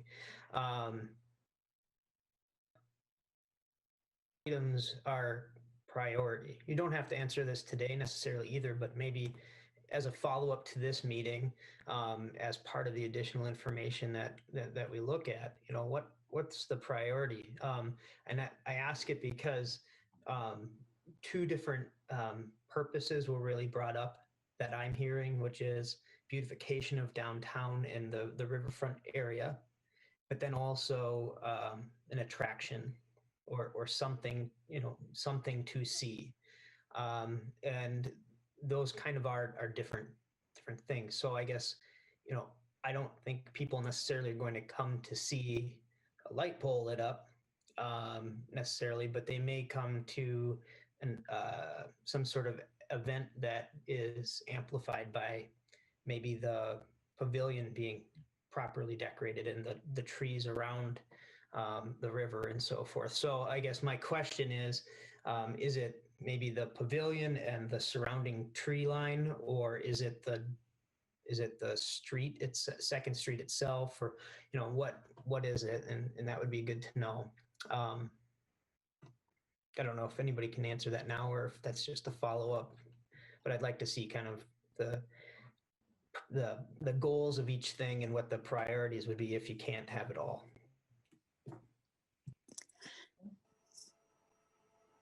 Your Honor, I'm not able to see if anyone else has raised their hand, so I don't want to speak if anyone else has raised their hand. Go ahead.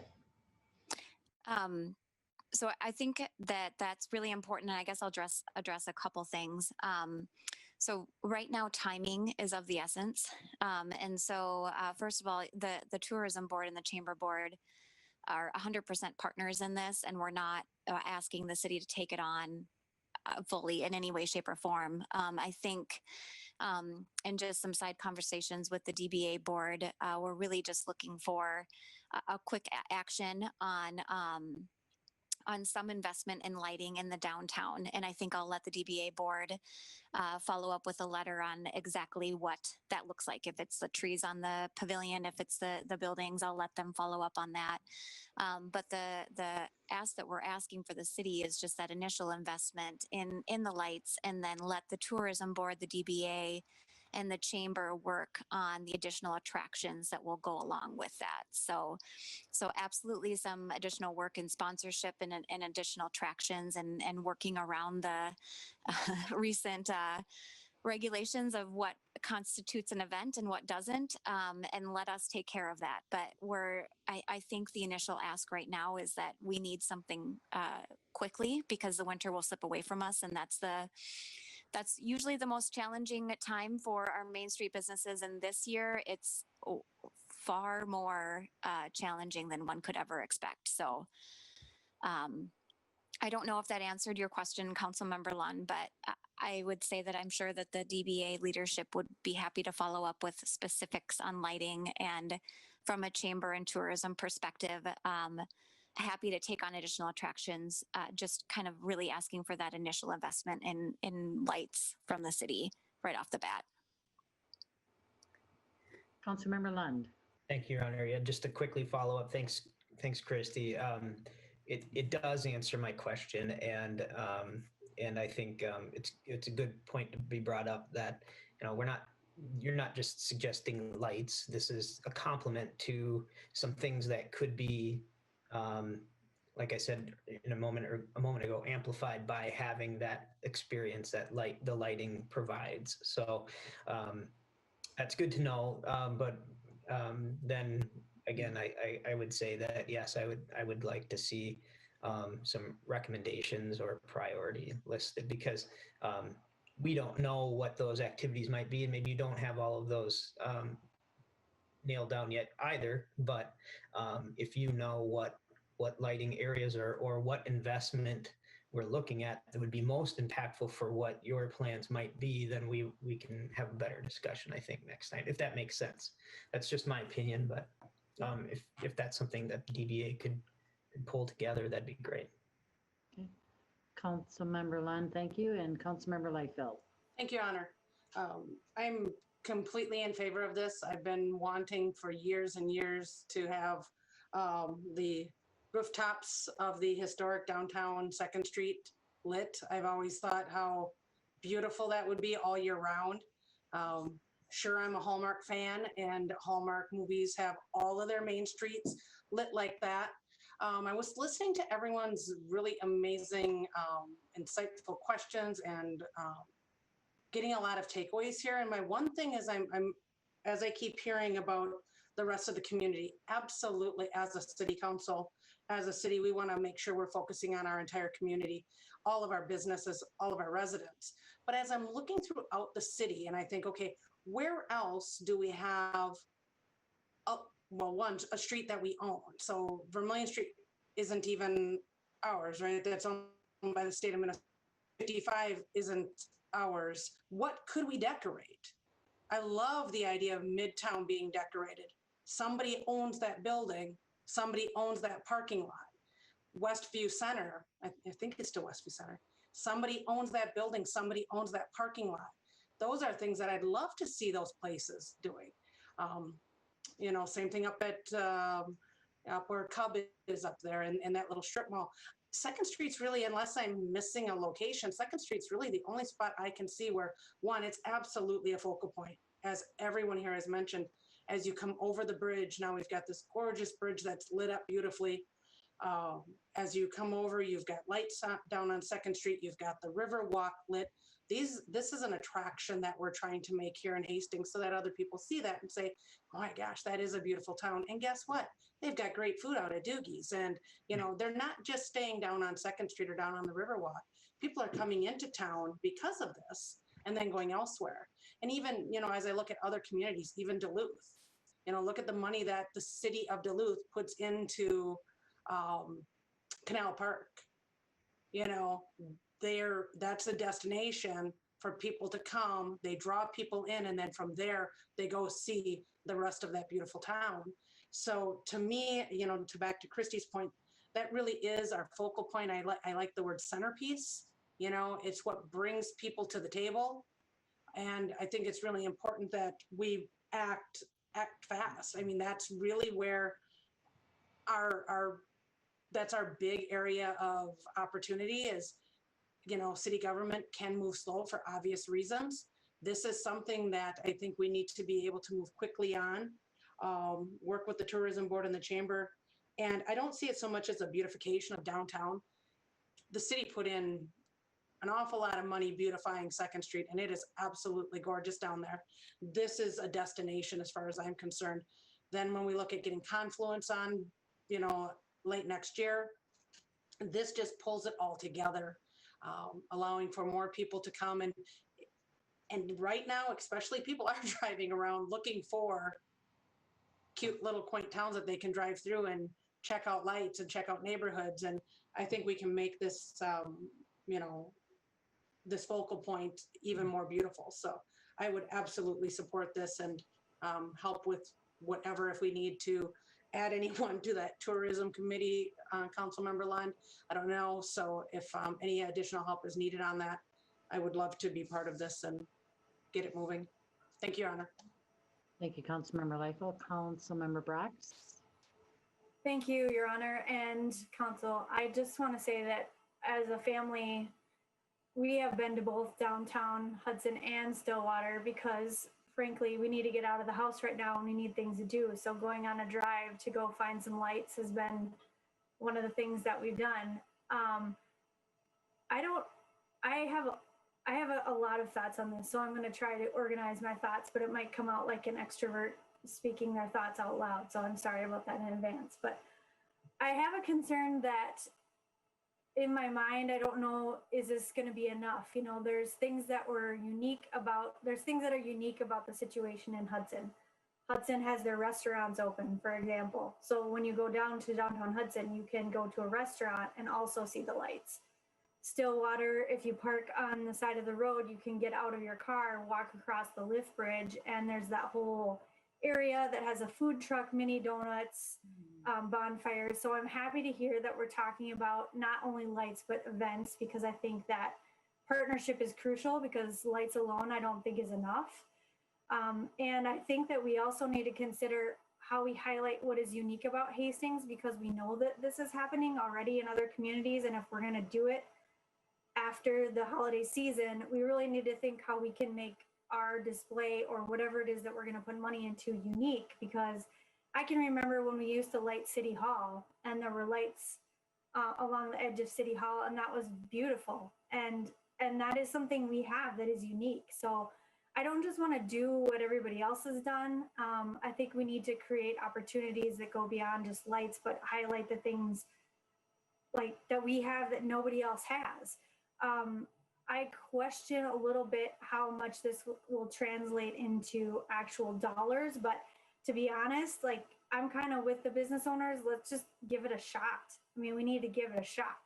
Now, giving it a shot at $100,000 makes me a little nervous, because obviously this isn't our money. We're spending taxpayer money on this specific area of Hastings. So I think we need to be responsible. But I think what I've noticed about the business community this year in Hastings, and what I really am proud of, is that when the businesses are supporting each other, it really lifts us all up. So when I see the downtown businesses working together, and working with the Hastings Public House, and working with Doogie's, and doing bingo cards together, and promoting each other's business, frankly, I think that is the thing that is going to get us through this all. So that makes me extremely proud. And I think that we need to highlight that, because that is something we're doing that I don't see everywhere. But when it comes to lights, I guess I have two things. I'm in favor of the lights. I'm just worried it's not going to be enough unless we create other collaborations, other partnerships with events and activities that can go along with it. But I'm happy for us to be a leader in this area and putting the money out there.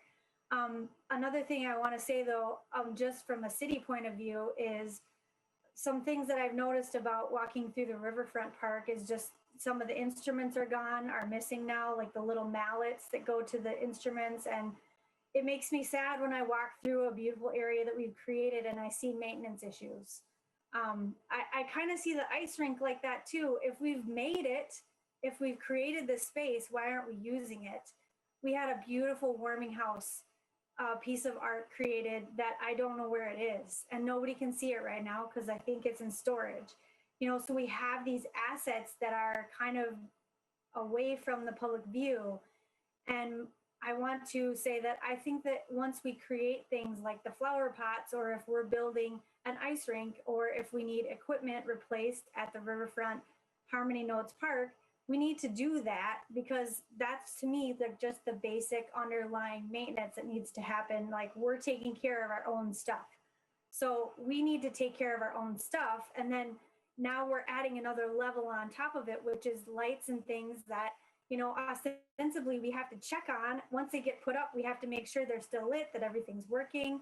So now we're adding another layer of work on top of that. So I'm concerned about building on what I see as a little bit of a shaky foundation. If we're creating things that we need to check up on, I want to make sure that we're taking care of the assets that we already have down there. And then, you know, because adding all this stuff adds another level of work.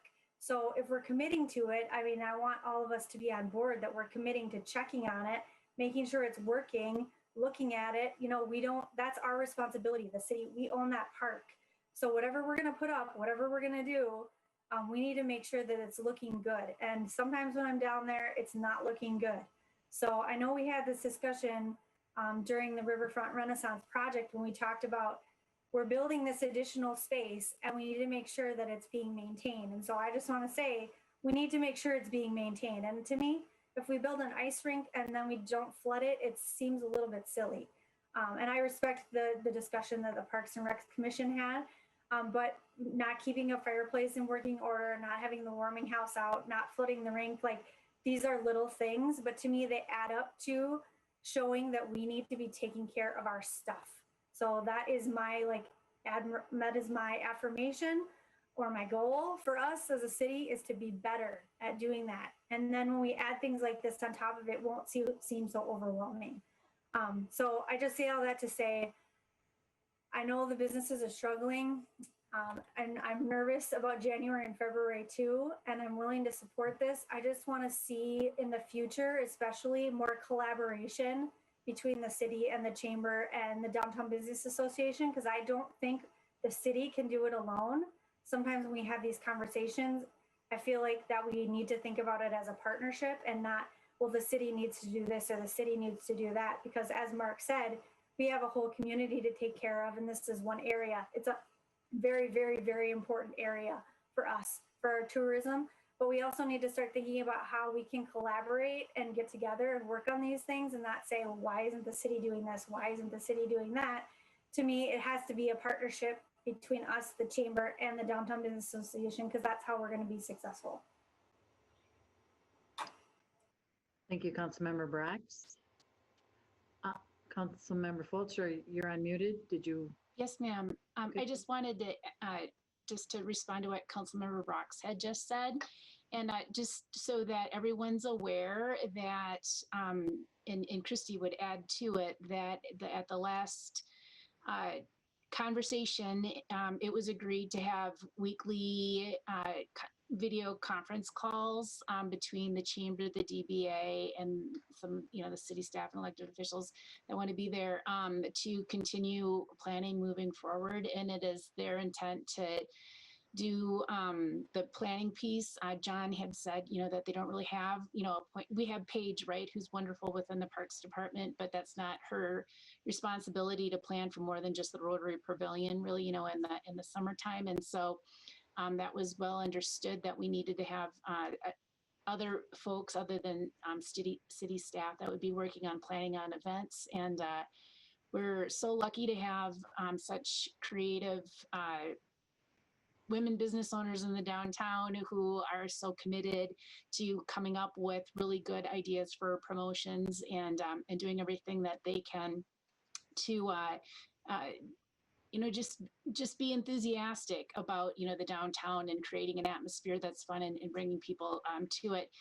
And so just to let you know that they are committed in continuing forward, and they are planning to meet at the beginning of January to plan into the spring as well. So it's not just, the holiday hoopla and then forgetting about it. They're going to continue planning from now through the spring to get us through this cold period of time.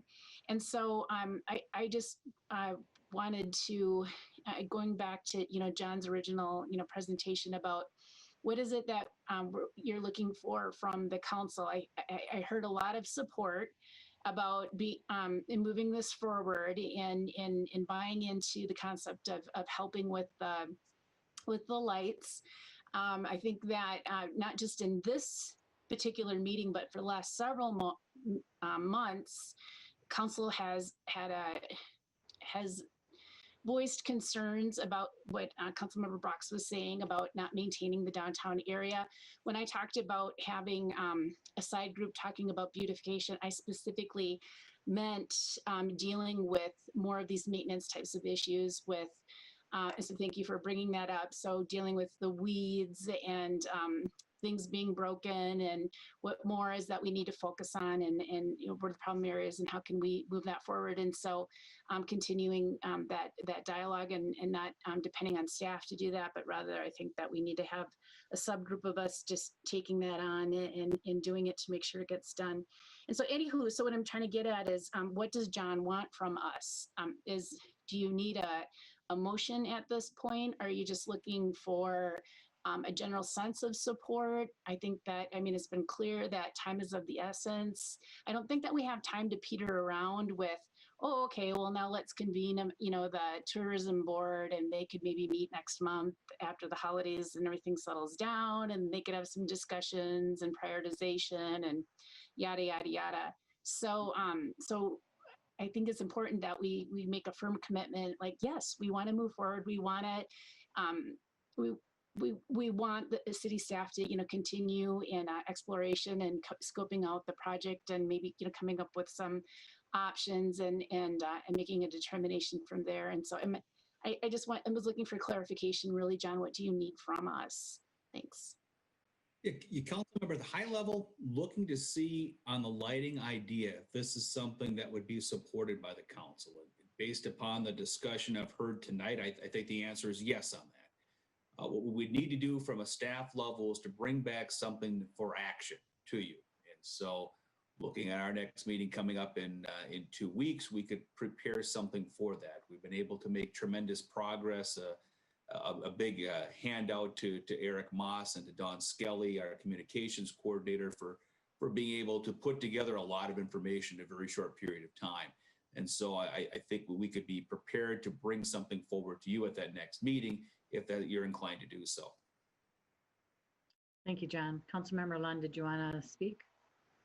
Yeah, thank you, Your Honor. Yeah, just a point of clarification. Councilmember Fulch made mention of, referenced something that I brought up, and I just wanted to be clear. When I mentioned the tourism aspect, really more of a mechanism for these types of things going forward, not necessarily something that we need to pull together, on Christmas Eve. But and then building on that, I'm not trying to add work to anybody's plate, but as we look to have an action item next time, more information is better. And so if it comes down to, here's just this lump sum, yes or no, that the chances of something happening become less, so I'm just, I guess it's just my recommendation, take it or leave it, that, maybe a little bit of guidance as to, what those things individually would be benefiting, and breaking it out a little bit. That's why I was asking for, what's the priority, what would be, of what benefit for, what dollar amount and so forth. So, but not a mandate, just a recommendation for more, useful information to make good decisions at the next meeting. The winter group is meeting on Wednesday at 10:30. Right, John, is that still on? That is correct, Mayor. So maybe at that time, we can hit on the actual wants.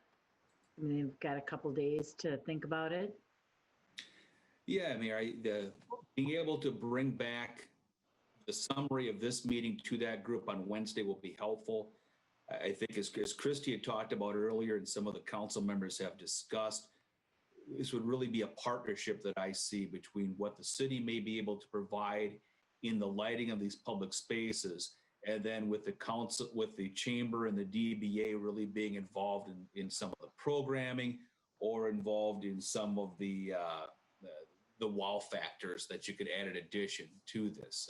I think that would be very, very helpful. And so be able to put more details together here with that group. I think there's been a weekly meeting scheduled, so 2 more meetings scheduled of that group prior to our next council meeting on the 4th. And so move forward on that. So, yep, Councilmember Brox.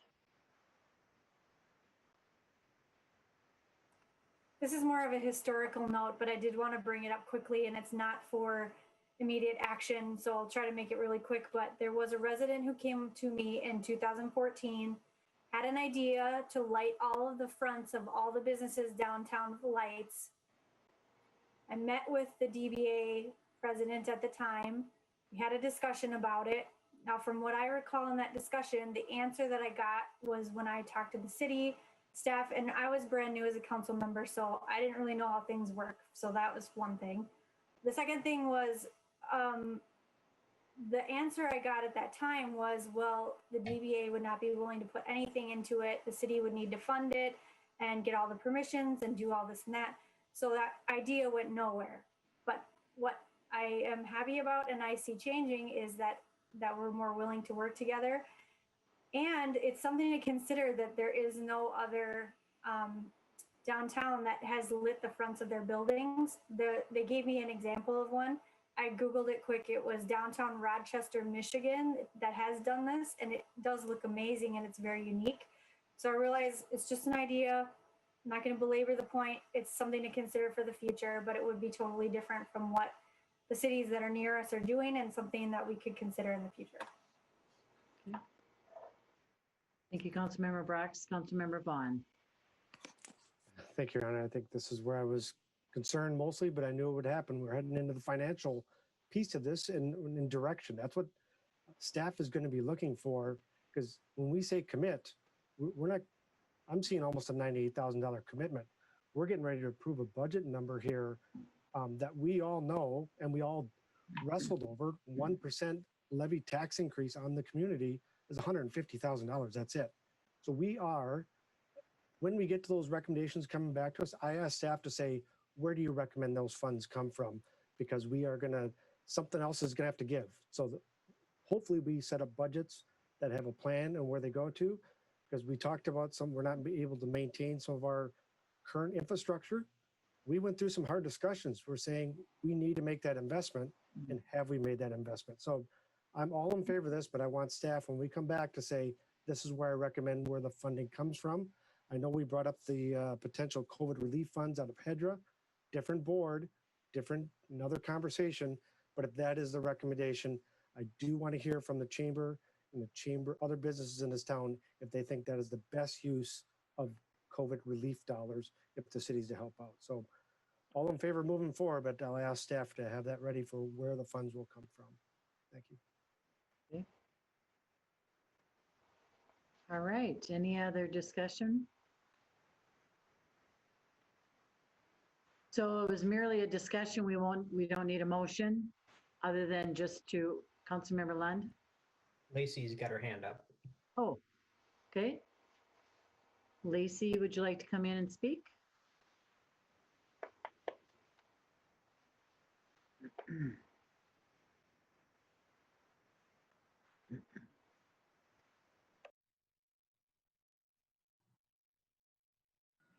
Yeah, Lacey, you should be. Can you hear me? John, Yes, can you hear me? Okay. So I think I'm a little frustrated after this whole conversation, because it was very clear that we, as a DBA, were hoping for a immediate yes on downtown lights on the Riverwalk. We understand that anything more than this is going to be an additional conversation and several conversations. But to light up the Riverwalk that the city of Hastings has put money into for many, many, many years, and again, is just another item of the property that is owned by the city that needs to be taken care of, is a necessity. Not even, I mean, it shouldn't even be close to a vote tonight. And we shouldn't have to go back. So if there are questions, we are willing and able to answer them, but it really shouldn't even be a question at this point.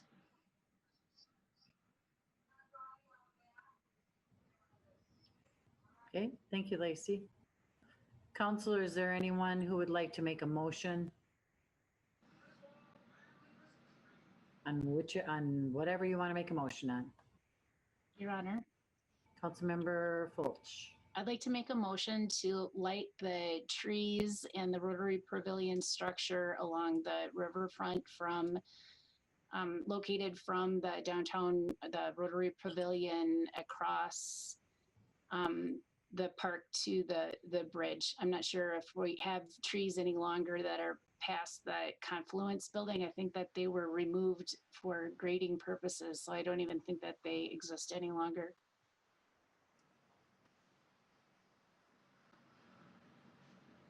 And Councilmember Liefeld. I would second that, Your Honor. Okay, council discussion. Councilmember Lund. How much is that, and where's that coming from? John, do you have those numbers at hand? Mayor, we've got some preliminary numbers that we got just this morning from the contractor. When we take a look at the riverfront park lighting, and this is inclusive of what he termed the riverfront arches, trees, pavilion, large show tree by the skating labyrinth, that cost this year would be $11,500. And there would be a commitment to do that for 3 years. The year 2 and year 3 cost would be just over $7,000 a piece. So that I think gets at what the motion would be inclusive of. This is the Riverfront Park area. Again, this is a quote we received this morning. We haven't been able to go and verify that this is inclusive of what it needs to be inclusive of, but some numbers that we do have here. And John, if I remember right, that is to pay for the lights, the maintenance of the lights, taking them down, if we're going to take them down, and storage, correct? So if there are lights out, we do not replace them, they come back and replace them. Mayor, that's my understanding, but again, I'm working off of details here that are coming in quickly, and I believe that's the case, but things that we need to verify. Councilmember Vaughn. And thank you, Ron. And defensive staff, exactly right. It's coming in quickly. Staff did what they thought was right. They talked to a contractor that did another community. We're now getting a motion in front of us to say, get this done. But I want to make sure we have local businesses that do this kind of work. I want to make sure that they have an opportunity to bid on this and to spend public dollars the correct way. We ask staff to get quotes when it hits a certain level, not just call up a contractor saying, come on down and do it. We don't work that way for the public. And that's why I have a tough time approving dollars for this contractor. Now, if it's a commitment for this year to put up some lights, I'm not ready to commit to year 2 and 3 that this contractor is requesting. That's my biggest hangup. We have to be cautious of our motions if we don't know where the money's coming from, and how long of a commitment are we committing to? What if we don't like what they do after year 1? Who's going to be the one that has to go saying, I don't like that, do it a different way, and now we have a change order in front of us. So staff is doing what we're asking, and like John is saying, they are moving fast, and they're really putting a lot of labor time that they're shifting their time to do this. So I'm using extreme caution on approving any contract amount to a contractor without even asking our local businesses to have a chance to bid on this. So that's my 2 cents. Okay, thank you, Councilmember Vaughn. Your Honor. Councilmember Fulch. Just to clarify, Minnesota statutes for purchasing at the municipal level only requires that one bid is needed to be acquired if it's under $25,000 in total value. And I believe that's what the purchasing policy is for the city of Hastings. If it gets over $25,000 to $175,000, then it only requires 2. And they can direct solicit that. And so I understand the want to actually get a second quote from someone local. And I think that it's worth at least asking around if there's anybody that locally does such a thing. But I don't think that I would by any means put out, a lengthy 20-day require minimum bid, and following, any kind of formal process. And so again, they're trying to do it expeditiously. And if this is a reputable firm that has experience working with a large municipality and lighting up a riverfront area, and then has the capacity to do the storage and the maintenance and all of that, I think that that's money well spent, even if it's just for 1 year moving forward. Thanks. Okay, thank you, Councilmember Fulch. Councilmember Balsanek. Thank you, Your Honor. I'd like to make a motion for an amendment that the funds be taken out of the HEDRA fund pending their approval, rather than taking it out of our general fund. Okay, thank you, Councilmember Balsanek. And Councilmember Lund, is that what you wanted to speak to? It was. I'd asked where the money's coming from, and that's still unknown. So Council members, an unbudgeted item at the end of a fiscal year. So, just curious where we're going to get that money from. So if it is HEDRA, then that needs to be one more step, because we're not allocating funds from HEDRA, right? Well, I said, pending approval of HEDRA. No, yep, I'm on board with what you said. I'm just clarifying what you said or supporting it. Okay, go Mayor, ahead. members, if I can offer a little bit of clarification to the discussion here. If it is the intent of the motion to have HEDRA funds be used for this, I think as the council members have discussed, we would need to have the board act upon that. Right now, our next regularly scheduled meeting would be the 10th of January. So there's time on that end of things. The second point is, if we were to go with this contractor, we have within the preliminary bids I'm looking at from this morning, have it subdivided into 3 different areas. But those areas, I think, are dependent on a 3-year contract. So we would be committing funds this year, certainly, but we would also be having a commitment for funds within year 2 and 3. So just bring that forward for your information. Well, I'm making the amendment to have HEDRA funds used because HEDRA is about economic development and redevelopment. It seems to be the logical place. I know HEDRA's not meeting until, what is it? We meet the first Thursday of each month or something like that. But at any rate, that gives the staff time to come up with a specific amount that the HEDRA board could go ahead and vote on, so that they're not having the very same discussion that we're having here tonight. Okay,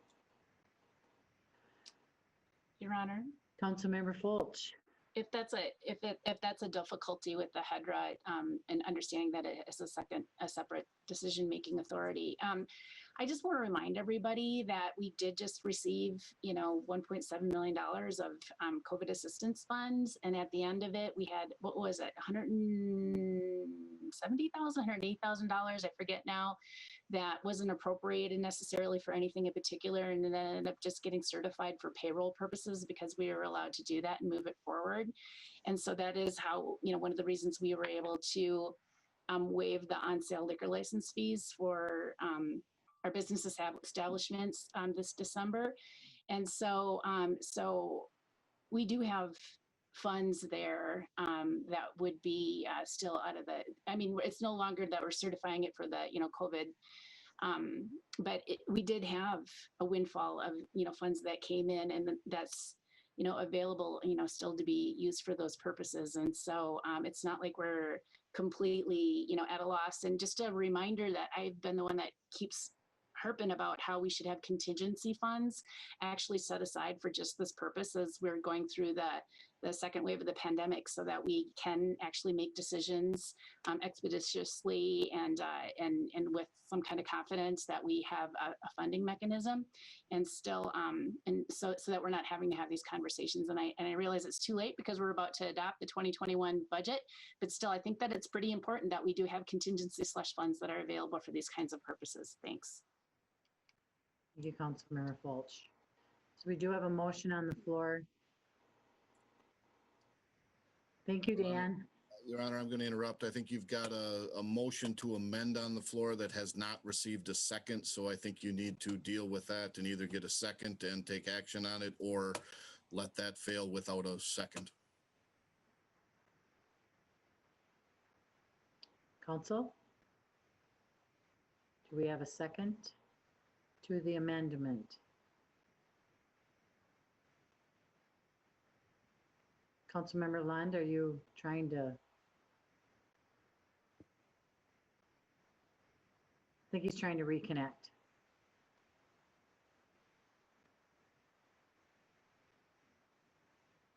Councilmember Lund, are you wishing to? Can you hear me? I'm sorry, my computer shut down. Now we can, yes. Can you catch me up on the last 15 seconds? We are looking for a second to the amendment to the motion. For HEDRA? Correct. I don't believe that gives them ample time. Is that correct? They're looking to get something going sooner than the 10th, or is HEDRA looking to be able to meet sooner? Council member, we our next regularly scheduled meeting would be January 10th on this. Right. When we're involving HEDRA funds within this, and certainly you got another body involved. If expediency is a goal of the council on this one, adding HEDRA in there adds another body. Your Honor, I'm going to withdraw the amended motion. Okay, thank you, Councilmember Balsanek.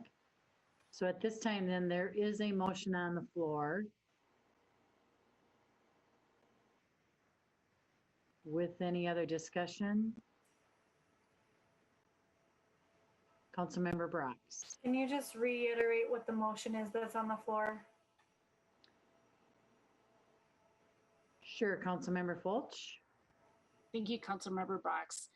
It would be John had just clarified that he has lighting quotes for the downtown river, so the Riverwalk area for the trees and the Rotary Pavilion area, and then also the arches, correct, John? If that's a part of what you've scoped so far. I mean, Sure. You haven't provided to us, we haven't seen the written documents, obviously, because you just received them today. But if you're looking for approval to move ahead on the $11,000 quote that he's received from that contractor, I don't know what the scope is of every particular piece, but it would be lighting the area that he's already received the scoping for. That's Mayor, Mayor, council member, if it'd be helpful, I can repeat what we have from the quote of this morning here. And what that would be, it states riverfront park lighting, riverfront arches, small trees, pavilion, large show tree by skating labyrinth. Year one cost would be $11,500, with the year 2 and 3 cost being about $7,100. Again, these are our quotes at this point.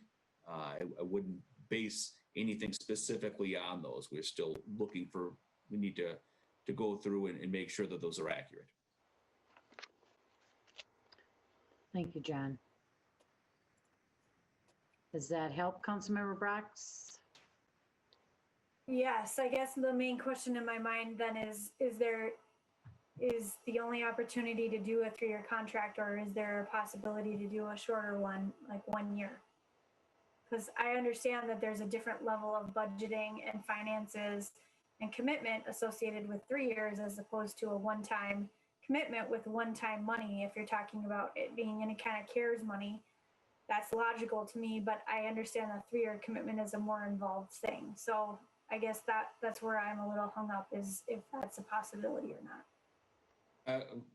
Mayor, council member, from what I understand of the discussions that Derek Moss and Don Scaly have had with the contractor, is that he would be seeking a 3-year contract.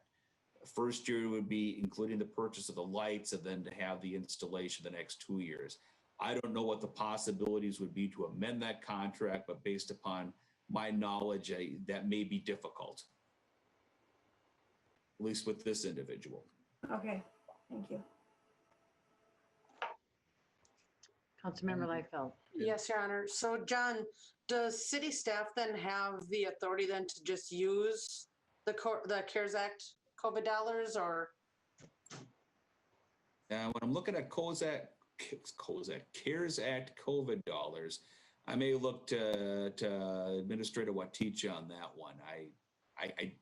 He would have better knowledge on that than I would. No, we're going off on a tangent that no, the city staff only has the authority to approve something that's budgeted. So if it's not a budgeted item, the staff can't just go out and start spending CARES Act dollars.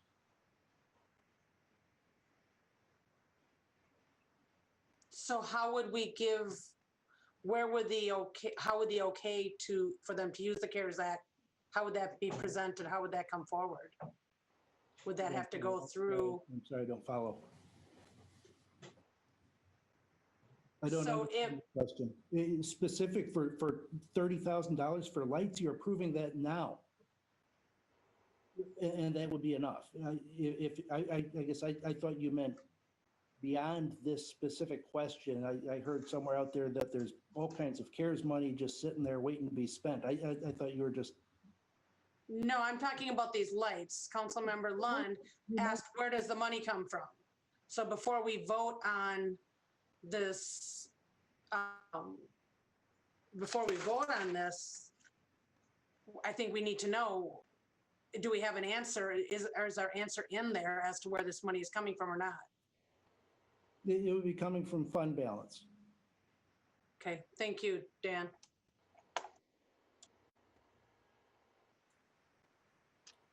Any other discussion, council?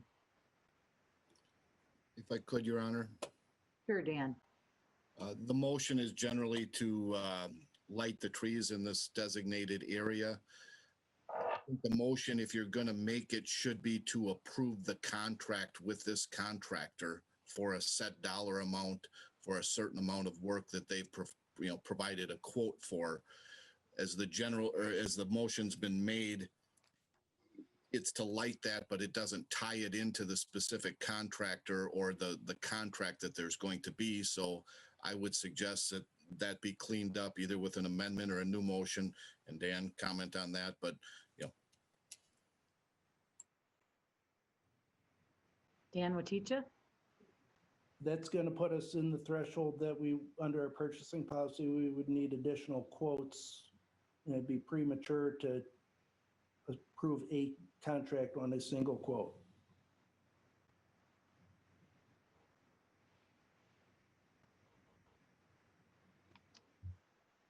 Yes, Dan Fuego? then is there a contemplation that the contract would be coming back separately for approval by the city council? I mean, again, the motion is to light the trees or light the area without any specificity of, where we are getting that work done, what dollar amount it is, or what contract is going to be approved. So I guess if the motion is to tell staff to just go out and get this done, and if staff has the inherent authority to do that under these dollar amounts, then fine. But again, the motion, I have not seen anything that refers to a contract in the motion that is being approved by the city council to spend money. So, and tell me if I'm not being clear, but I think a motion, if you're going to approve working with this specific light contractor to do a certain specified amount of work, then the council should be approving that quote or that contract so that we know what's going to be signed and what contract there is going to be made with that contractor. So that specifically has to be in the motion. I think it should be. I mean, if not, how are we, what ties it to the contract with this contractor? I'm sorry, Your Honor. Councilmember Fulch? So John, again, you had said that the first year is $11,000 and some odd cents, and then the subsequent years was $8,000 each. 7,100. Yeah. Council member, the quote that I have here would be $11,507.50 on year 1. Year 2 and 3 costs would be $7,095. Each subsequent year, so Each subsequent year. And then year 3, and then okay. So that's about 16 plus 11, which is $27,000. So it's just above. So you just need 2 quotes. I would amend my motion to allocate up to $30,000 for staff to be authorized to move forward in the award of a contract to perform the scoping that John has just outlined. I'd second, Your Honor. And discussion, Councilmember Vaughn. I have a tough time supporting something that's not even in front of us. Staff got today, and it's if we're going to do it, we're committing to something for 3 years. Let's do it the right way. Let's not just hey, let's react to this. That's not good policy on spending residents' tax dollars. I don't care where it comes from, even if it's fund balance. It's not fair to staff. It's not fair to the rest of us as colleagues asking us to approve something that's not even in front of us to read and see where we're going. That's all I'm asking. I'm all in favor of supporting this, but let's do it the right way. Let's not just say, go get them. I think that's wrong. Thank you. Your Honor. Councilmember Fulch. Thank you, Your Honor. The way I phrased it, it allowed staff the ability to negotiate and obtain multiple bids from various contractors. And so that they have the authority to figure out the fine details, and that we don't have to approve every little light bulb that's being, approved. And so that's why I phrased it as I did, rather than choosing that one particular vendor. And if John would be able to negotiate something, maybe he feels is more prudent than for him to go ahead and do that. He is a very intelligent human being, and I have a lot of confidence in. And so that's why I phrased it as I did, to give staff discretion. Thanks. Okay, thank you, Councilmember Fulch. Councilmember Vaughn. I don't have a comment. Okay. Any other discussion, council? Clerk Flatten, please call the roll. Councilmember Vaughn. No. Councilmember Fulch. Yes. Councilmember Balsanek. Yes. Councilmember Liefeld. Yes. Councilmember Lund. Yes. Councilmember Brock. No. Mayor Fassbender. Yes.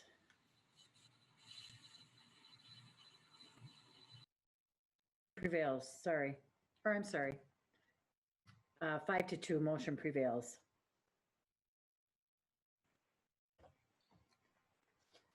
Okay, for the next 3 items, we will have an introduction by City Administrator Dan Waticha. Thank you. As you said, the next 3 are all related to the 2021 budget. If I can have some better luck sharing my screen than I did earlier. Do you have the budget there? It's there, yes. Since we just had the truth taxation hearing a couple of weeks ago, I'll go through this fairly quick. Most of it should be the same. I do think that one screen, maybe 2 screens are different than what you saw recently. Last week was not a friendly week for our 21 budget. As noted, there's several actions tonight, adopting the budget, adopting the property tax levy, the capital plan, the HEDRA levy, and also the fees that you already acted on. Moving fairly quickly. Quick summary, what is in the budget. The tax rate is held the same as in 2020. This actually is the 5th year that we've seen declines, or in this case, holding it steady. It really held a hold the line approach to operations. There are some costs that have been in there. Cost of living adjustment and union contracts and non-represented wages. We had, after several years of not seeing increases in health insurance premiums, we're seeing a significant increase this year. We're taking a unique approach to our capital improvement plan, as we'll get to in a little bit here. And then also this year, as will be mentioned later in this presentation, we have 2 significant projects as a result of the state bonding bill, Highway 316 and renovations to the Dome and City Hall here. Couple items that are new that you did not see 3 weeks ago. As I said, last week was bad for our 21 budget. In discussions with the State Department of Transportation, we are seeing about a $188,000 increase in our underground utility cost above what had previously been estimated. At this point, they're estimates, but not the direction we want to see them going. And as this is the utilities underground, I do not believe that this is the scope of where the county said they would cover a shortfall. Also, this past week, we saw that we had a portion of the dispatch costs, significant portion, $136,000 of the dispatch costs that were overlooked and not included in those budget figures all the way back to July. So if you recall earlier, we had about $130,000 cushion in the budget. It just got ate up. We also this past year got our quote for workers' compensation insurance next year, $96,000 increase that can get covered in basically some carryover funds where we had some other pieces come in under budget this year, essentially able to cover that instead of going into increasing fund balance. But not a good year for the budget, or not a good week for the budget. Overall, the budget, real pleased with it, but just last week felt like 2020 every day. As noted, our proposed levy is $15,312,300. That is about a 3.5% increase in the levy over 2020 due to growth, both new construction as well as increased property value. And we have about almost $8 million in capital improvements planned for the coming year. As we've seen previously, the green line, you'll see a slight increase, that 3.5% increase in the levy. But the red line, you see we're actually seeing a decrease over the past few years and holding the tax rate the same from 2020 to 2021. So taking advantage, those bars show the growth in the tax base. So taking advantage of that growth in tax base to bring in extra dollars without having to increase the tax rate.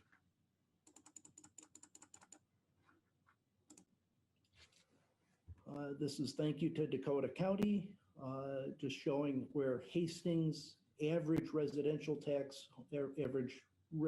homestead tax compares to other jurisdictions in the county. We're actually one of 3 that have a reduction. Ours is about 0.56%. Commercials still better than the average, but not quite as rosy as on the residential one.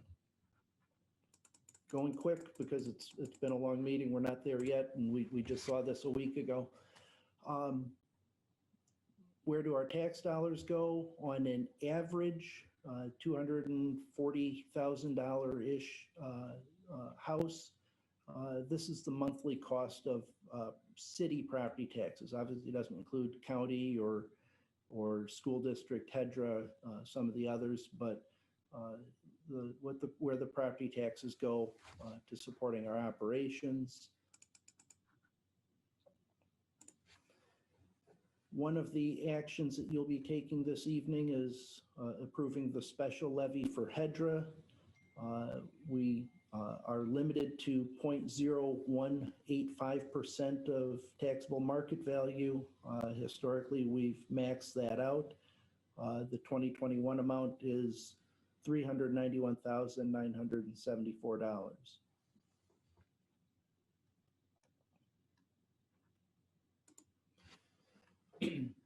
As noted, our capital planning this coming year is a bit different than what we've done in the past, and that comes from 2 things. One, just a concern about operating revenues. If we look back at the recession from 2007 to 2011, we saw tax delinquencies of about $1 million every year for 5 years. And hopefully we'll see this as a sharp recovery to the current economy.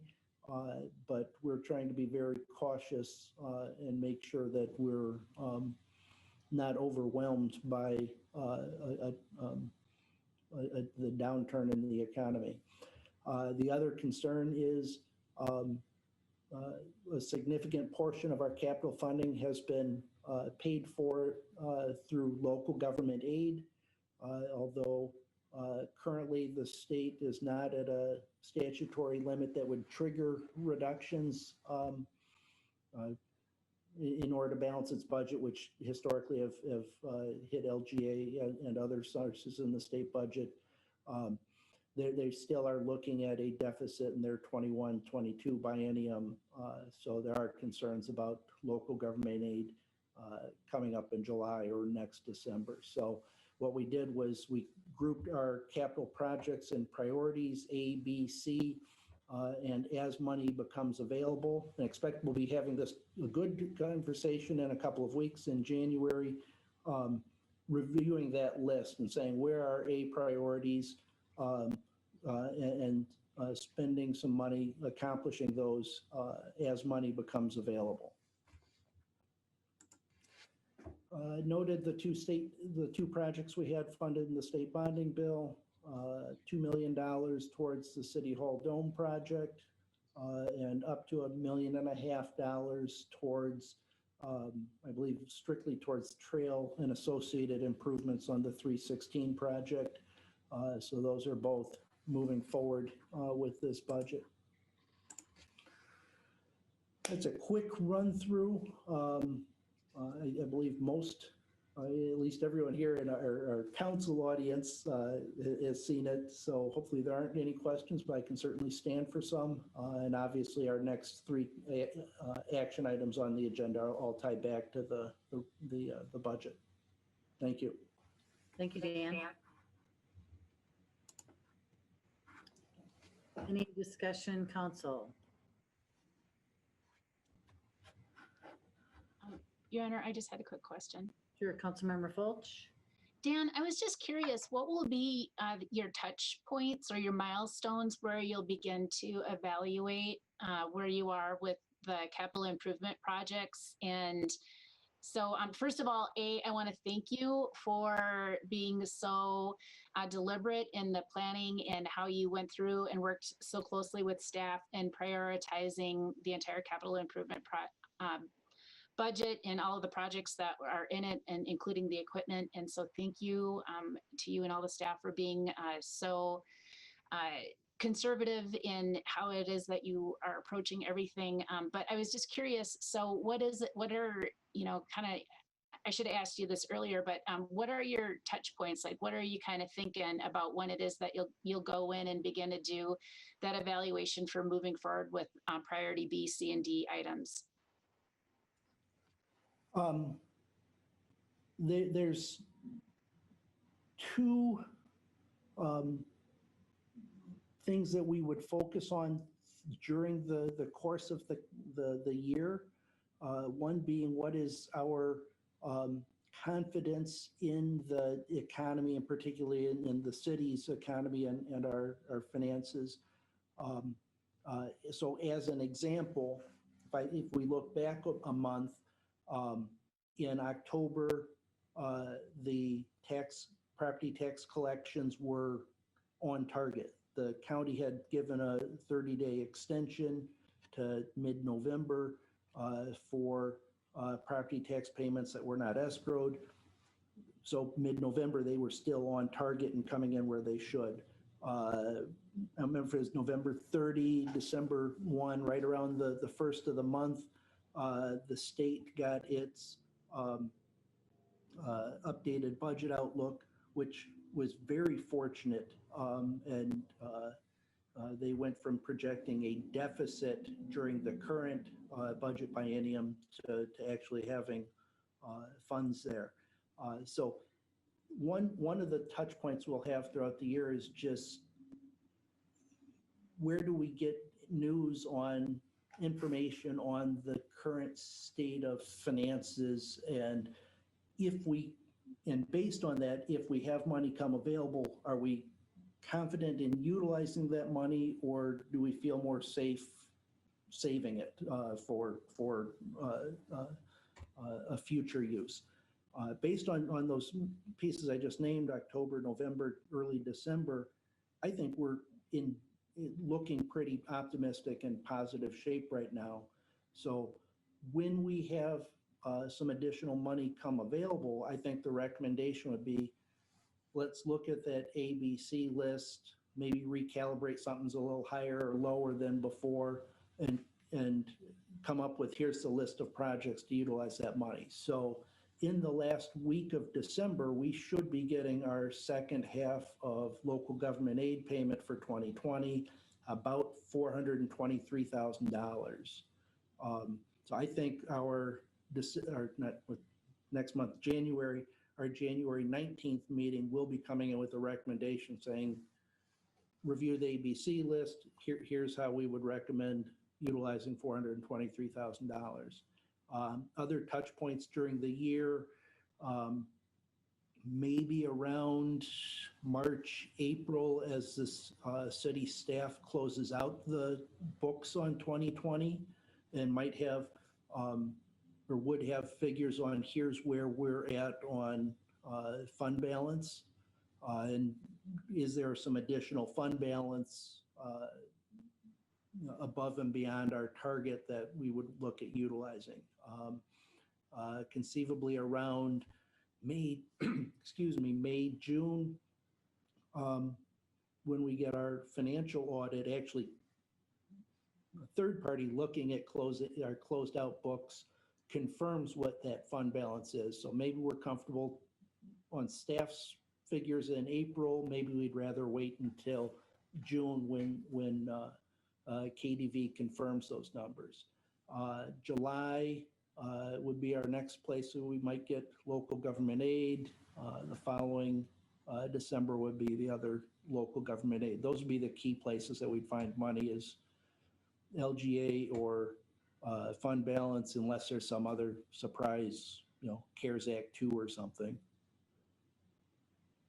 I hope not. Great. Thank you very much, Dan, for that. It was very helpful.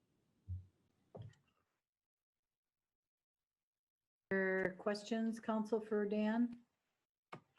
Okay, then I would look to a motion to approve a resolution adoption, final 2021 city property tax levy and final budget. So moved. Member Brox Second. and Councilmember Vaughn. Discussion, Council? New discussion? Okay, Clerk Flatten, please call the roll. Councilmember Vaughn, Yes. Councilmember Fulch, Yes. Councilmember Balsanek,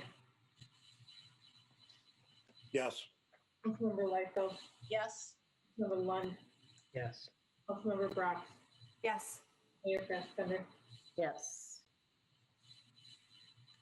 And Council, I would accept a motion to approve a resolution approving a final 2021 HRA special levy.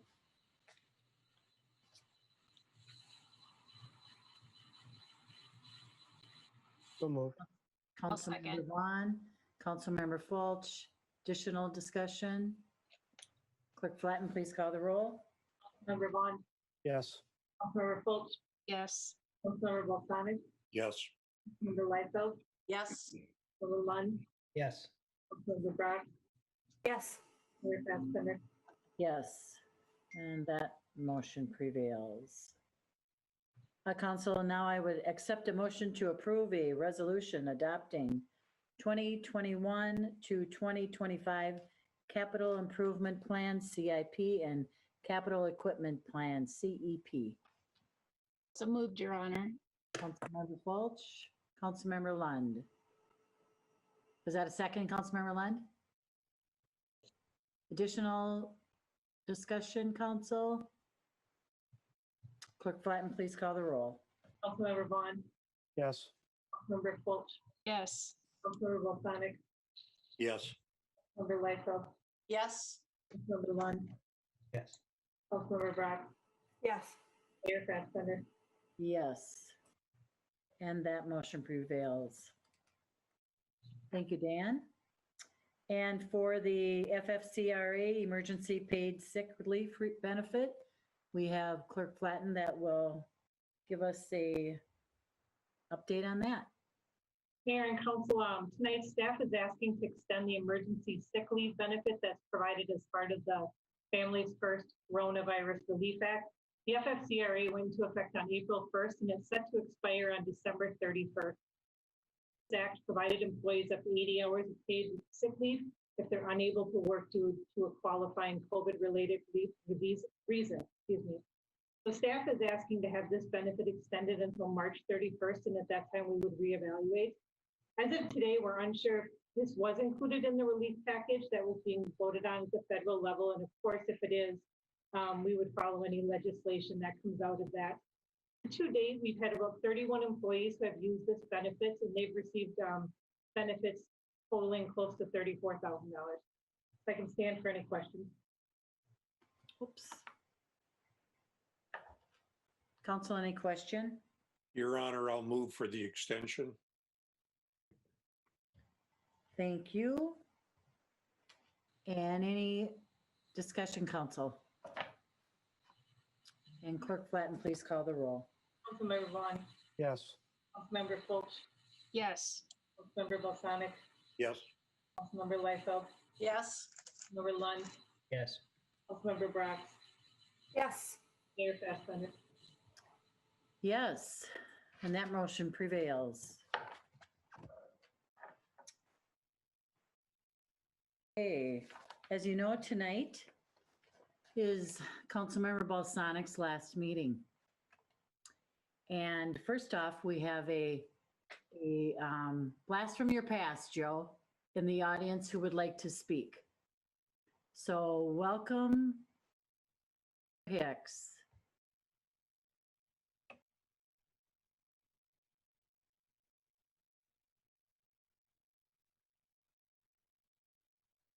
Whenever you're ready, Paul.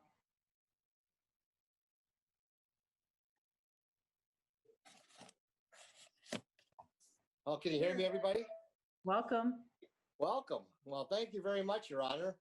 I appreciate the opportunity. I know tonight is Councilmember Balsanek's last meeting. And so I just wanted to take the opportunity to say a few words because I had the distinguished honor of serving with him for 10 years. And I remember when I first met Joe was back in 2000 or so when there was a mayoral initiative called the Hastings Democracy Project. I don't know if anybody remembers that. And then I also remember with Joe, he put everybody up there. Here we go. Now I can see everybody. Hi, everyone. And working with Joe, I remember about 2007, working on fixing your street there on 7th Street, and we did a little oops on the irrigation system. And Joe came to several of our council meetings to describe that and so forth. But in 2008, Joe was elected on the Hastings City Council, and again, Joe, it was outstanding working with you. And just a couple of things I learned working with Joe. You know, if you know Joe, you know that he's also an artist. He taught at Denver Hills and at Hamlin University.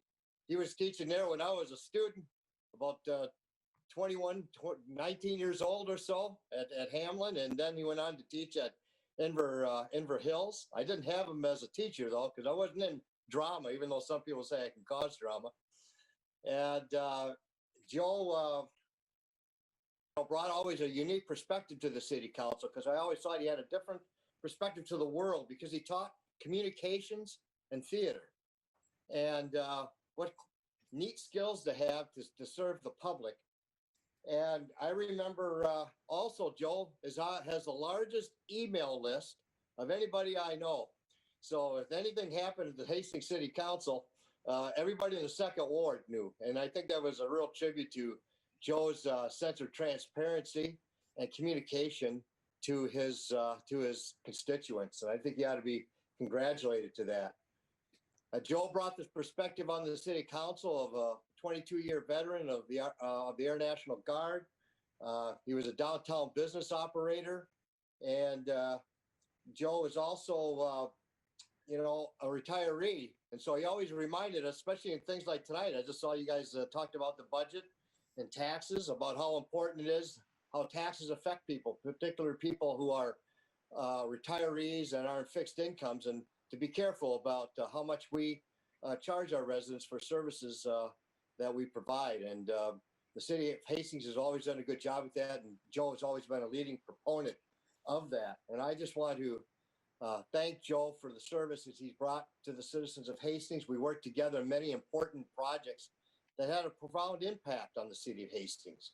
Projects like the riverfront, the bridge, the Confluence project, infrastructure projects in neighborhoods all across our city, and the wastewater system, and particularly our water treatment plant. Hard decisions that we had to make that benefited the people of our city. And so there's one thing I want to remember is that, I got to have a quote. You all know out there how a quote is. I like to do that. There's a quote out there that says that managers must do things right, but leaders must do the right thing. And when I think of that quote, I do think of Joe Balsanek. He's a man of principle, and he's brought valuable contributions to our great city. Joe's leadership and commitment to the public good has made a great difference in our community. It has made it better. It's made it more progressive, and it's improved the lives of our citizens. So, Joe, in closing, I know you can look to the future, knowing that you did your duty to represent the Second Ward, our business community, and the citizens of our whole community, and you did so with honor, and you did so with dignity. And I know not only I'm proud of your contributions you've made to the city, but every single citizen in our community is proud of the contributions you've made to our city. So thank you. Good luck to your future endeavors, and congratulations to a job well done. And also in closing, I'd just like to make a brief statement to Dan, who I understand is leaving sometime maybe in January, early next year as a city attorney. Dan, we worked together for many years. And I tell you, I don't know how you do it with all that mundane contract language and all the detail of complicated deals that must be done. Especially working with you on the Confluence project and a lot of projects, and the sense of justice that you brought to our city as our lead prosecutor. Your contribution to our city as well is immeasurable. And so that's big shoes to fill, whoever the next city attorney is going to be. That's going to be a big job for that person. And I'm just so proud of you and what you've done and contributed to our city through the legalese that you've had to negotiate through 10, 12 years that you are a city attorney. You're to be congratulated for a job well done. You have done a wonderful job representing this organization, the city of Hastings, and its goals, and done so with great care and with great diligence. So thank you, and thank you, Joe, and thank you, Your Honor, and council members, for allowing me this opportunity. Well, thanks for joining us, Paul, and Merry Christmas. Merry Christmas to you and to everyone. Thank you. Thank you. Also tonight, we have a joint legislative House resolution by Representative Jurgens and Senator Begum. Go ahead, Carla. Thank you, Your Honor, and thank you, council members. Of course, I'm going to have to go after the icon, the former mayor, Paul Hicks, and his articulate wisdom that he always bestows on us. And so I'm going to keep this short, Joe, no pun intended there. I just want to thank you for your many years of service to the city of Hastings, and to the community as a whole, your passion for parks, your passion for the businesses, your passion for veterans. I've seen you numerous times at the Legion, obviously. And so, and thank you for your service to our country, but also your history and the wealth of knowledge that you bring to the community. So I just want to, I know your commitment won't stop tonight.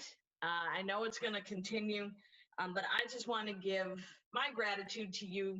I love local government. I know that this is where it's at. And so I just want to, show you gratitude and thanks and appreciation for your service. And I will turn it over to my friend Tony Jurgens there to talk about the resolution from us. Thank you, Carla. Joe, I have here a resolution. I'll read this and then we'll get this in your hands in the next day or two. I wish we could do it in person. Obviously, that's not possible right now with the COVID restrictions. This is the next best thing.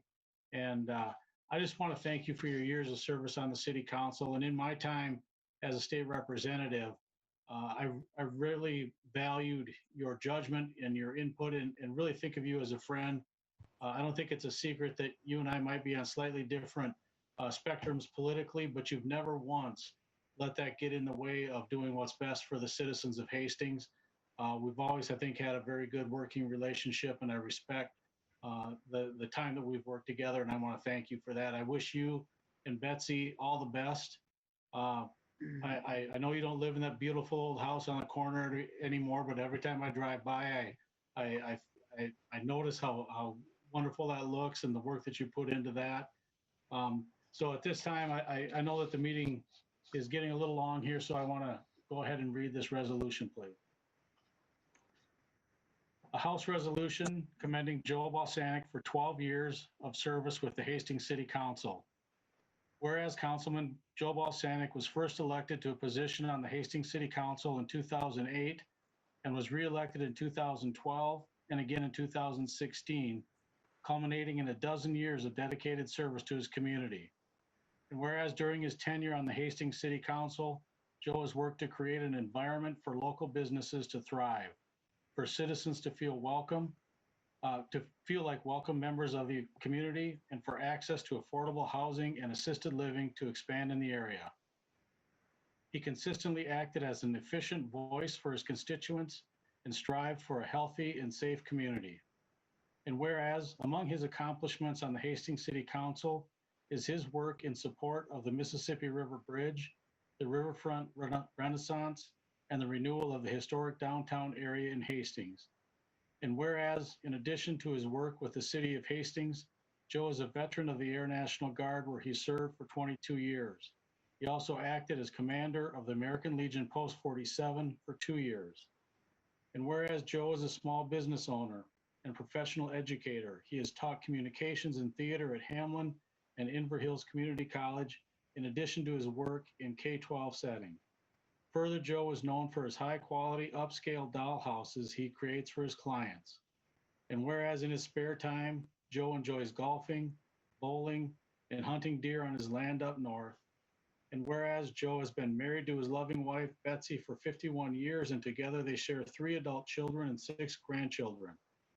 Now, therefore, be it resolved by the Committee on Rules and Legislative Administration of the House of Representatives of the State of Minnesota that it commends Joe Balsanek for 12 years of service to the Hastings City Council and extends appreciation for his many contributions to his community. It's dated November 30th, 2020, signed Melissa Hortman, Speaker of the Minnesota House of Representatives, Ryan Winkler, Chair of the Rules and Legislative Administration, Tony Jurgens, State Representative, and Carla Bigham, State Senator. Joe, congratulations. Thank you for all of your years of service.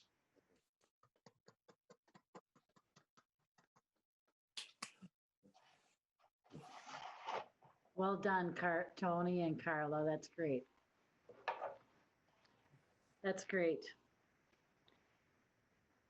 Councilmember Joe Balsanek, who has faithfully served the citizens of Hastings for 12 years in Ward 2.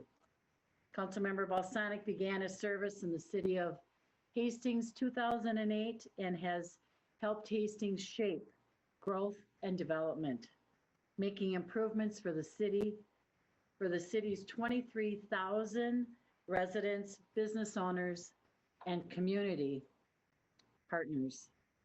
Joe has touched on all aspects of the city life during his tenure with a keen eye on a big picture while making fiscally responsible decisions. Large projects of focus have included the 316 improvement package and the state bonding bill to restore the dome at City Hall. Joe also worked to ensure completion of the Rivertown Renaissance and the Rotary Pavilion. And early in his council years, he helped guide the funding and completion of the New River Bridge. During his tenure, the city welcomed more than 60 new businesses, expanded and renovated business in town, and improved downtown parking with a new parking ramp. Most recently, Joe helped guide the Confluence Development Project, which is transforming the Hudson Sprayer Building into an event center, hotel, and apartments.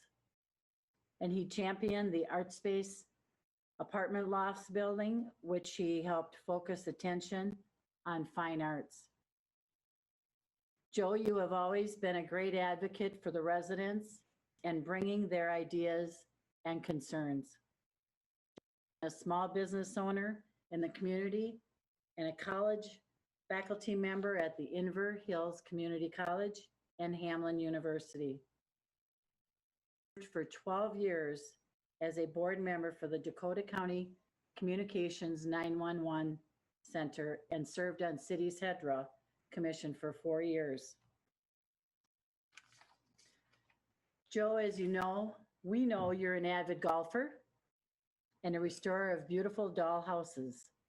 We hope you and your wife, Betsy, of 51 years, will now have time in the new year to do all the things you enjoy.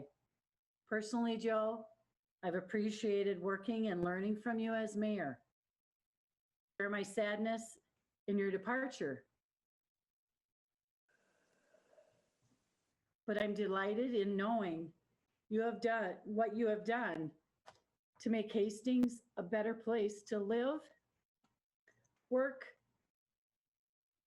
play, and own a business. Sorry. But we sincerely thank you, and we wish to recognize you with this. I don't know if you can see it, but it's a beautiful portrait of City Hall, and it etched in it says, in honor of Councilmember Joe Balsanek, in recognition of 12 years of public service, City of Hastings and the citizens of Ward 2 from 2008 and 2020. Thanks from all of us, Joe. We will miss you, and we look forward to seeing you downtown on the streets of your ward and Ward 1 and all the other wards.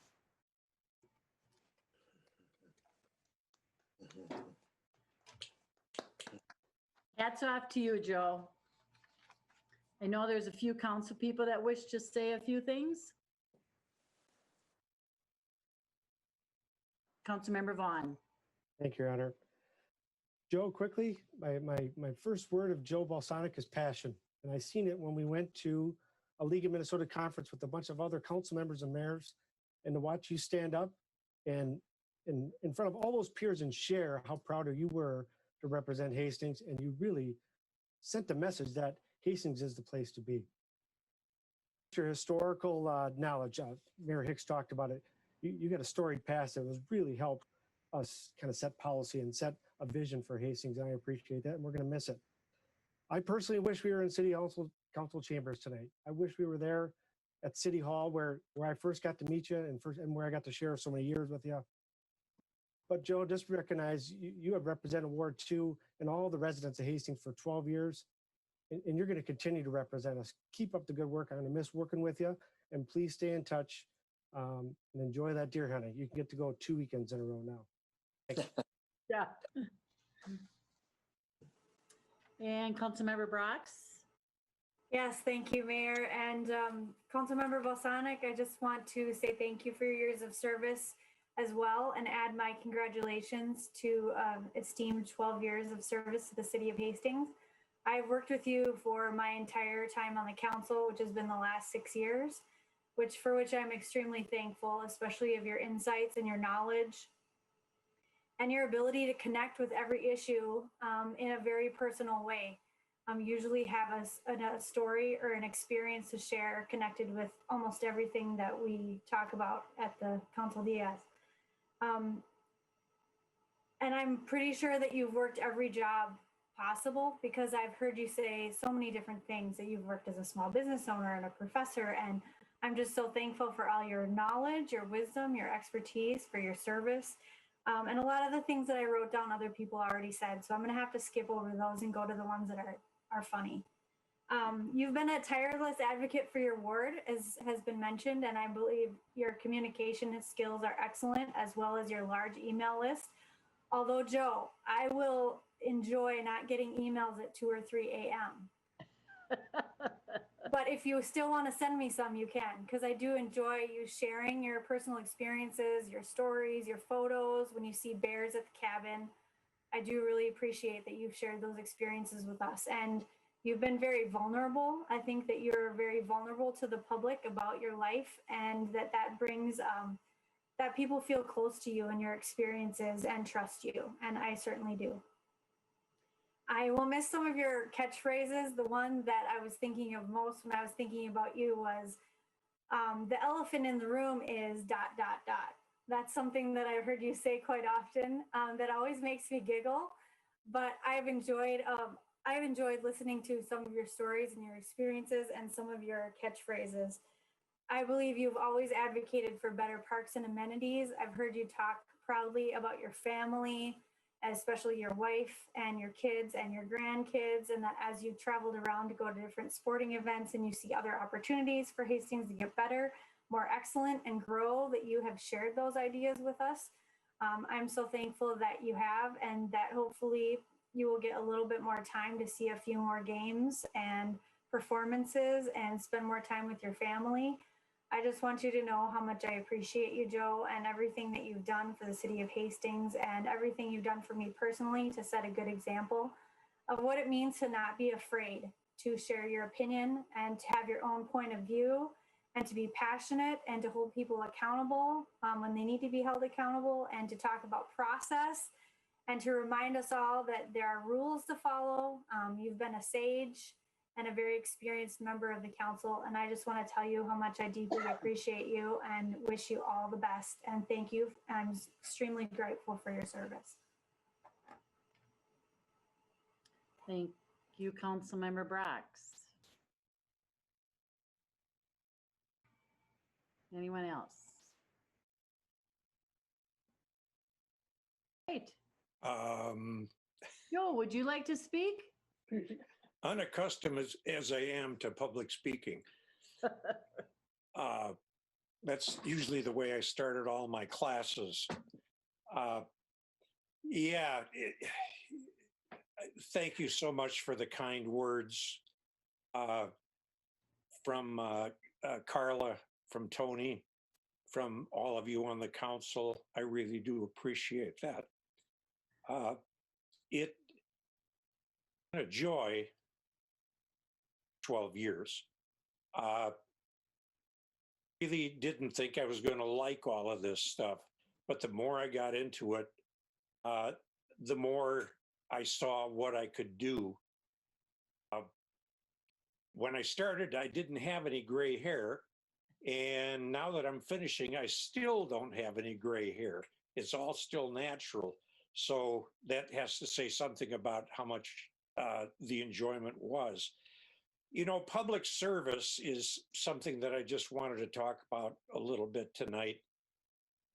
Asked Alexa the other night, what percentage of the US population serves in public service? And she came back with a figure that was 0.0025%. We are part of that percentage, all of us. And it is indeed a privilege if it is such a small number of people who have the opportunity to serve their fellow citizens. I think it's something that we always need to remember as we go along. You know, my whole life, my whole professional life has been about public service.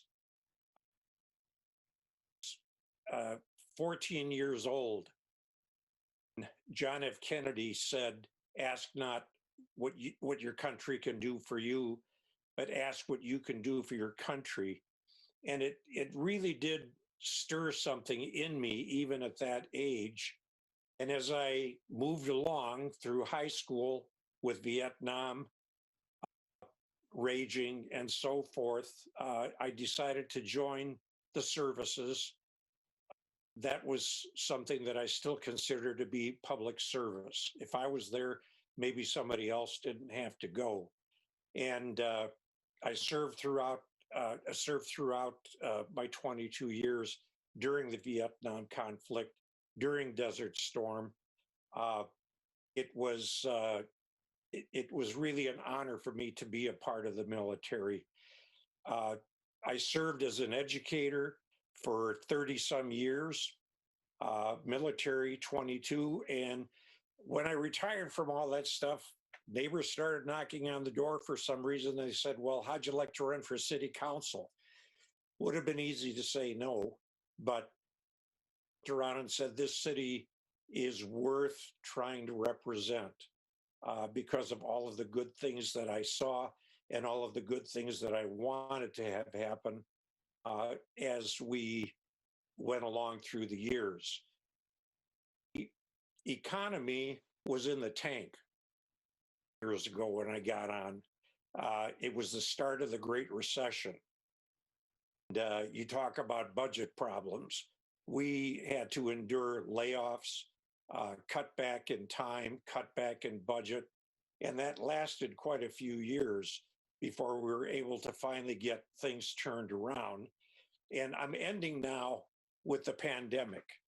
But at least we've got some funding that's coming from the state, coming from the federal government to help us out, whereas we didn't have that back in 2008 and 9 when all of that started. The budget. The 12 years that I've been on the council helped appropriate approximately $250 million in expenditures for the good citizens of Hastings. That's $250 million. That's a figure that still boggles my mind to this day. We saw the budget for next year with about 15 million or so, but you have to add to that the services that we provide, your water bills, the fees for EMS and fire and so on and so forth. So, about 20 million a year or so for 23,000 citizens. That's a very interesting figure when you stop and look at that. When I ran for the council, I didn't just run because it was a popularity contest. And I don't want any of you to ever think that this is a popularity contest. I had goals for the council. In 2008, we didn't have a bridge yet, the new bridge. We were still limping along, going over a 2-lane bridge and trying to join the 21st century. That was really a very frustrating time. So I went to work to try and do whatever I could to get that bridge completed. And I was also very proud of some of the aesthetic things that I was able to do, except former Mayor Hicks, you'll probably remember that we ended up paying for that Xcel Energy power pole, which I didn't think we had to do. It seemed to me that they should have paid for that, but it's done. So water under the bridge, as they say, no pun intended. I wanted to do something better for senior citizens. I had visited the old senior center there behind the post office, and I said, we got to be able to do something better. And we were able to form the joint task force with the school district that created what we now know as the Tilden Center, which is such a marvelous entity for our senior citizens. I'm very, very proud of the work that I helped do on that. Ward 2 was one of the oldest wards in the city and had some streets that had not been restored or repaved or redone, rejuvenated in over 100 years. And I worked very hard with Public Works to try and get that as a priority. And finally, it was 3 years ago now, every street in the second ward is done. All new plumbing, all new water, all new sewer, all new curb and gutter, and so forth. And I'm very, very proud that we were able to make that happen. The Riverfront Renaissance, very proud of that. Saw the bridge was done. I kind of looked around at the sandburrs that were hanging around in the mud puddles and the potholes, got together with our mayor, and boy, did he take off with that. And we all see what the results are today. One thing that I was fighting for from the day I got on the council was an economic development director. We finally got one about 4 years ago, and look at the progress that we've made in terms of housing, especially housing in those last 4 years. We're going to have over 250 new housing units of different shapes and forms over the next 2 years. They're shovel ready, they're ready to go. Those were some of the goals that I set forth. And I'm very happy that they were accomplished. I had some other goals that I wanted to have happen: County Road 46, 47, Highway 55. But we've got a glimmer of hope from the county now. They're studying that. We're working together with them, and hopefully we're going to see some very safe improvements on that in the future. And Representative Juergens, I know you almost got killed a couple of times walking up and down 316 running for election. And the result of that is we've got that in the pipeline now too. That's shovel ready. We're going to start on that next year. In my 12 years, I worked with 2 Chamber of Commerce directors. I worked with 4 city administrators. I worked with 2 fire chiefs. I worked with 3 police chiefs, 2 park and recreation directors, 2 public works directors. Yeah, that is a mouthful, and it really added to my experience in terms of perspective. And I hope over the years that all of you came on the council, I was able to help you out with all of that. Some of the things that I just as soon would have done without is terminology that comes with public service, stakeholders and things like that. The weirdest one that I ever came upon was brought out by Councilmember Fulch when she took it upon herself to do some things on Highway 61. And that term was vertical friction. I think we talked about vertical friction tonight without mentioning the term.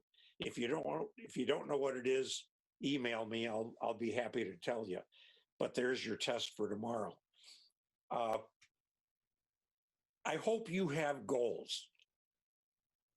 Years coming up. I talked with Dan Waticha about city council goals, and he told me that he's trying to get something going for a retreat for the council to sit back and say, where do we want to go? What specific things do we want to do in the community?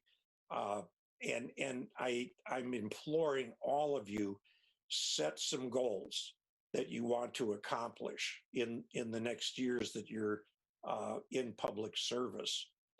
I take the time to thank some people on the staff in particular for everything that they did to make my life easier. Hinsman, thank you. Nick Egger, thank you. Police Chief Brian Schaefer, Julie Flatten, thank you so much for everything that you've done for me as a council member. Dan Flegel, I kind of get a feeling that you're leaving because you've been exposed to some meetings like we had tonight. I'm not sure, but I wish you well. And I thank you for your extreme patience as we've gone through these things over the years. I want to thank the entire staff of the city, very professional. Never saw any kind of, squabbling, never saw anything that gave an inkling that fur was ever going to fly. Very, very solid professionalism on their part. And I think that's all due to the city administrations that we've had, our past 4 city administrators. I want to thank Senator Bingham. I want to thank Representative Jurgens. I want to thank Commissioner Slavik for the support that they've extended to me over the years. I really appreciate that, that I was able to contact you up in the lofty land of the capital city. That really made me feel very much like a public servant, very, very much. So the last thing I want to do is thank the public.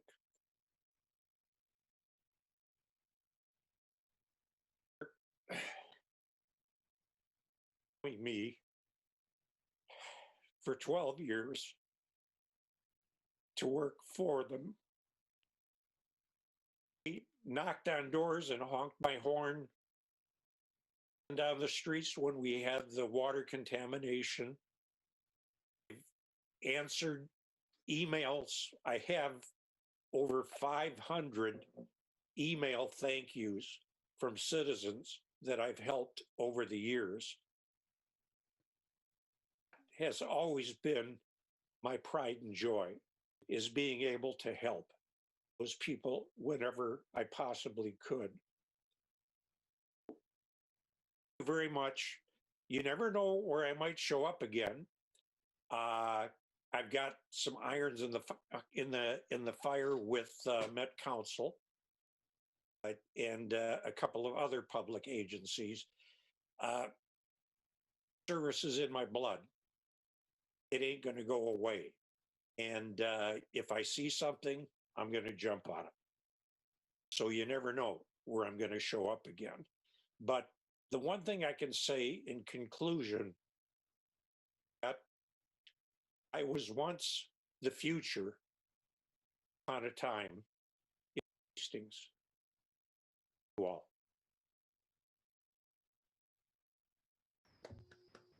Thank you, Joe.